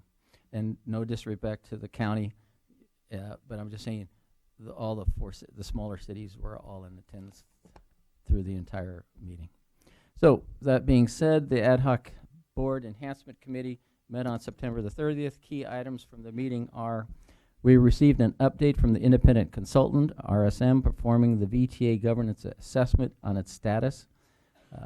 We concur with the 6 benchmark agencies that recommended be used to compare VTA's governance structure and practices. And the 6 agencies that we are going to try to find parallels with is LA Metro, Chicago Transit Authority, Portland TriMet, Denver RTD, Dallas Area Rapid Transit, and Utah Transit Authority. And one thing that I noticed about, and what we're trying to do is look at their governance and see how it's applicable to us, and we can take some good things about it. And one agency, the appointment to the board was based on revenue. And so I thought that it was different than anything else we've seen before, and so we hope to get some more information about that. And the next item was to inform. The RSM is also sort of a response to the grand jury that they said go out and get a report. We were going to do it anyway, but this will be something that we can say that we're doing, and hope to get that report from RSM sooner than later, hopefully by the end of the year. Another item is to inform, engage, and provide numerous opportunities for participation from our local jurisdictions and the public. A robust community engagement strategy has been developed for the government's assessment. A few key examples of the opportunity it provides for community input include we're presenting it next week at the City Association City Managers Meeting, a community town hall meeting, interactive webinar that will be recorded and posted on YouTube. This will allow individuals to view the webinar and provide input at their convenience anytime or night for the next few months, and again, give input and hopefully get a response. A dedicated website and phone line where community members can provide input and suggestions. Information on the study and the link to the website will be sent to all city council members to include in their newsletter and to cities for posting on their website. A VTA representative will be attending city council meetings to under public comments when that's available, announce that the governance assessment is underway and how the public can get further information and provide input. The committee begins its review of relative merits of multi-year terms for the board chair and vice chair, and standing committee structure, schedule, responsibilities of each committee. These topics should occupy several meetings. Lastly, but very importantly, tomorrow, the board secretary will email all board members, alternates, and ex officio members, got it right this time, a questionnaire from the consultant. Its purpose is to stimulate thought and gather initial board member input to help promote more productive in-person and telephone interviews being scheduled for each of you.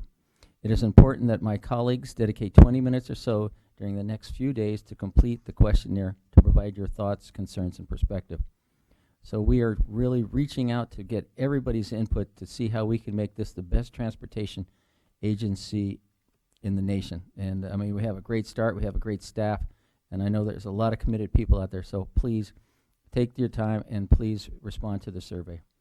And our next meeting is 1 week from today, Thursday, October the 10th. Thank you very much. Are there any questions for John from the Public Director? Thank you very much. And so that concludes my report. And that takes us to item 8.3. Are there any items of concern for referral to the administration? I will need help from staff to shape this.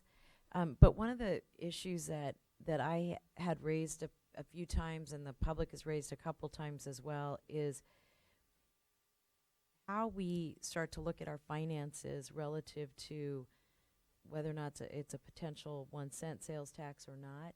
If that doesn't happen, what are the long-term implications for our finances now? I know we did the Ad-Hoc committee, but the Ad-Hoc committee made a number of recommendations, and I know they're being split up, but really bringing back to the board a sort of a framework or a chart of the investigations that we're doing relative to the recommendations that came out of the Ad-Hoc committee. Yes, yes, sorry. Financial Ad Hoc Committee, and we did do a full report on the recommendations, and then we had a follow-on on the actions that have been ongoing that were brought by the Ad Hoc but had already been taken by VTA. We'll be happy to come back again. I think there were some outstanding ones that hadn't fully been investigated. You're absolutely correct. I'm sorry to interrupt. You're absolutely correct. There were recommendations that were tied to labor negotiations. So now that we've concluded those negotiations, we would be prepared, either in the November meeting or the December meeting. And my hope was if we could get it done before the new year, and not just because Teresa, that's all going to be you, but the other reason is that one of the discussions we had was even whether or not we considered how we considered Measure B, and if we were going to look at any part of that based on our financial projections in the future. So I want to make sure we at least have a discussion about that with the board. I think it's an important discussion to have, and we just haven't had it yet with the full board. So we'll frame the report back on the actions taken, on the recommendations that the Ad Hoc Committee on Financial Stability presented to the board.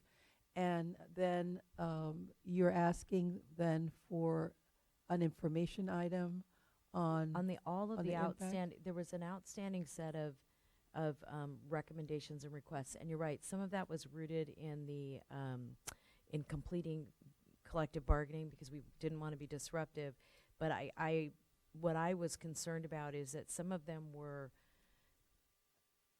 they're going to be items that we need to consider now as we start to be able to think about the ballot initiative. So one of them was Measure B that I recalled, but there may be others, and that's really why I wanted to make sure that the board had enough of a discussion to be able to have a discussion about any other measures.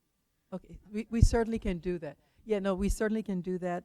You mentioned 1 cent, and I assume it's a different measure that you're referring to? Well, there are three. There's the potential mega measure, there's the VTA, there's the Caltrain potential measure, and well, maybe those are the only two, and I don't know, I thought one of your cities was also looking at,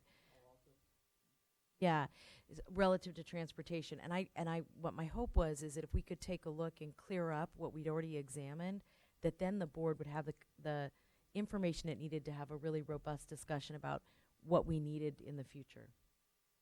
Yes, and we will come back with that information so that you can have the deliberations around next steps. Okay, that takes us to item 8.4, which is information. So the items are either in your packet or in the reading folder, and I do have a request from Omar Chatty to speak to this item.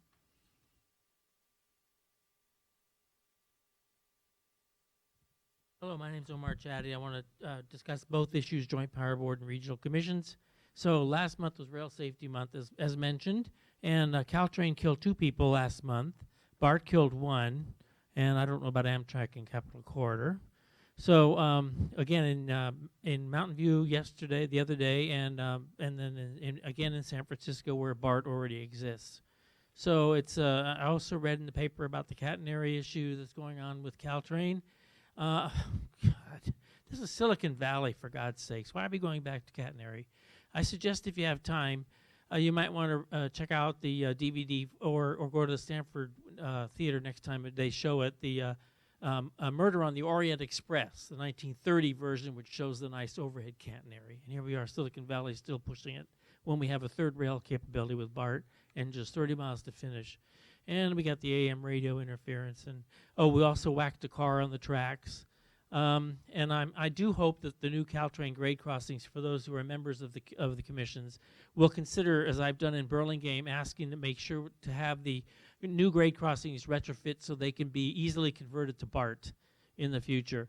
And it's nice to know BART has positive train control, which Caltrain does not. Okay, so. I get 20 newspapers between San Francisco and Gilroy that I read every week, and there's so much development going on. Caltrain can't handle that. BART's the only thing that can do it. Right now, BART carries about 430,000 people. Caltrain carries 65,000, and it's leveling off and dropping. And I have a 1985 article which Gary Richards wrote that said, we double the number of cars, and we'll have 100,000 riders. Now we're hearing the same crap again with the mega thing. We'll go to 200,000. Come on, let's get real and do a real train system. Okay, that's my complaint for the day. On regional commissions, SR 152, 1 dead, 1 seriously injured, and another head-on collision near Lover's Lane. Interestingly enough.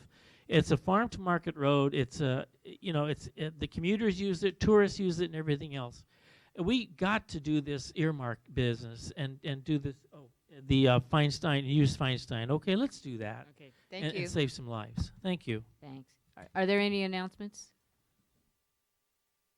Director Bruins. Yes, in your reading folder, in terms of minutes and such, there is the summary from the Caltrain meeting this morning. But I would like to announce enthusiastically that our board, Ms. Chavez was part of that, voted unanimously to adopt a vision for our service level. I think it's really exciting. Everyone should watch for a brochure, 4-pager, that really kind of summarizes what is going to be happening there.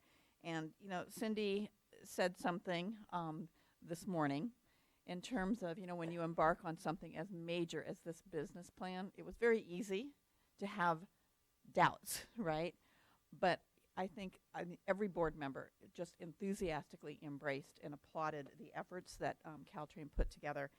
This is exciting. And the other element, other than the service vision, is kudos goes to Caltrain in terms of the outreach that they actually was able to achieve on this. And, you know, if you look at their website views was over 33,000, you know, survey results over 2,000. I mean, the numbers are actually phenomenal. And so the outreach will continue. But again, we have a new service vision. It's exciting. It's equivalent to get the equivalent, you'd have to have 5.5 lanes of traffic, new lanes on 101, which is impossible. And Madam Chair, if I may, I just wanted to thank you, Mr. McAllister, for reminding me of the annual breast cancer awareness there at your places.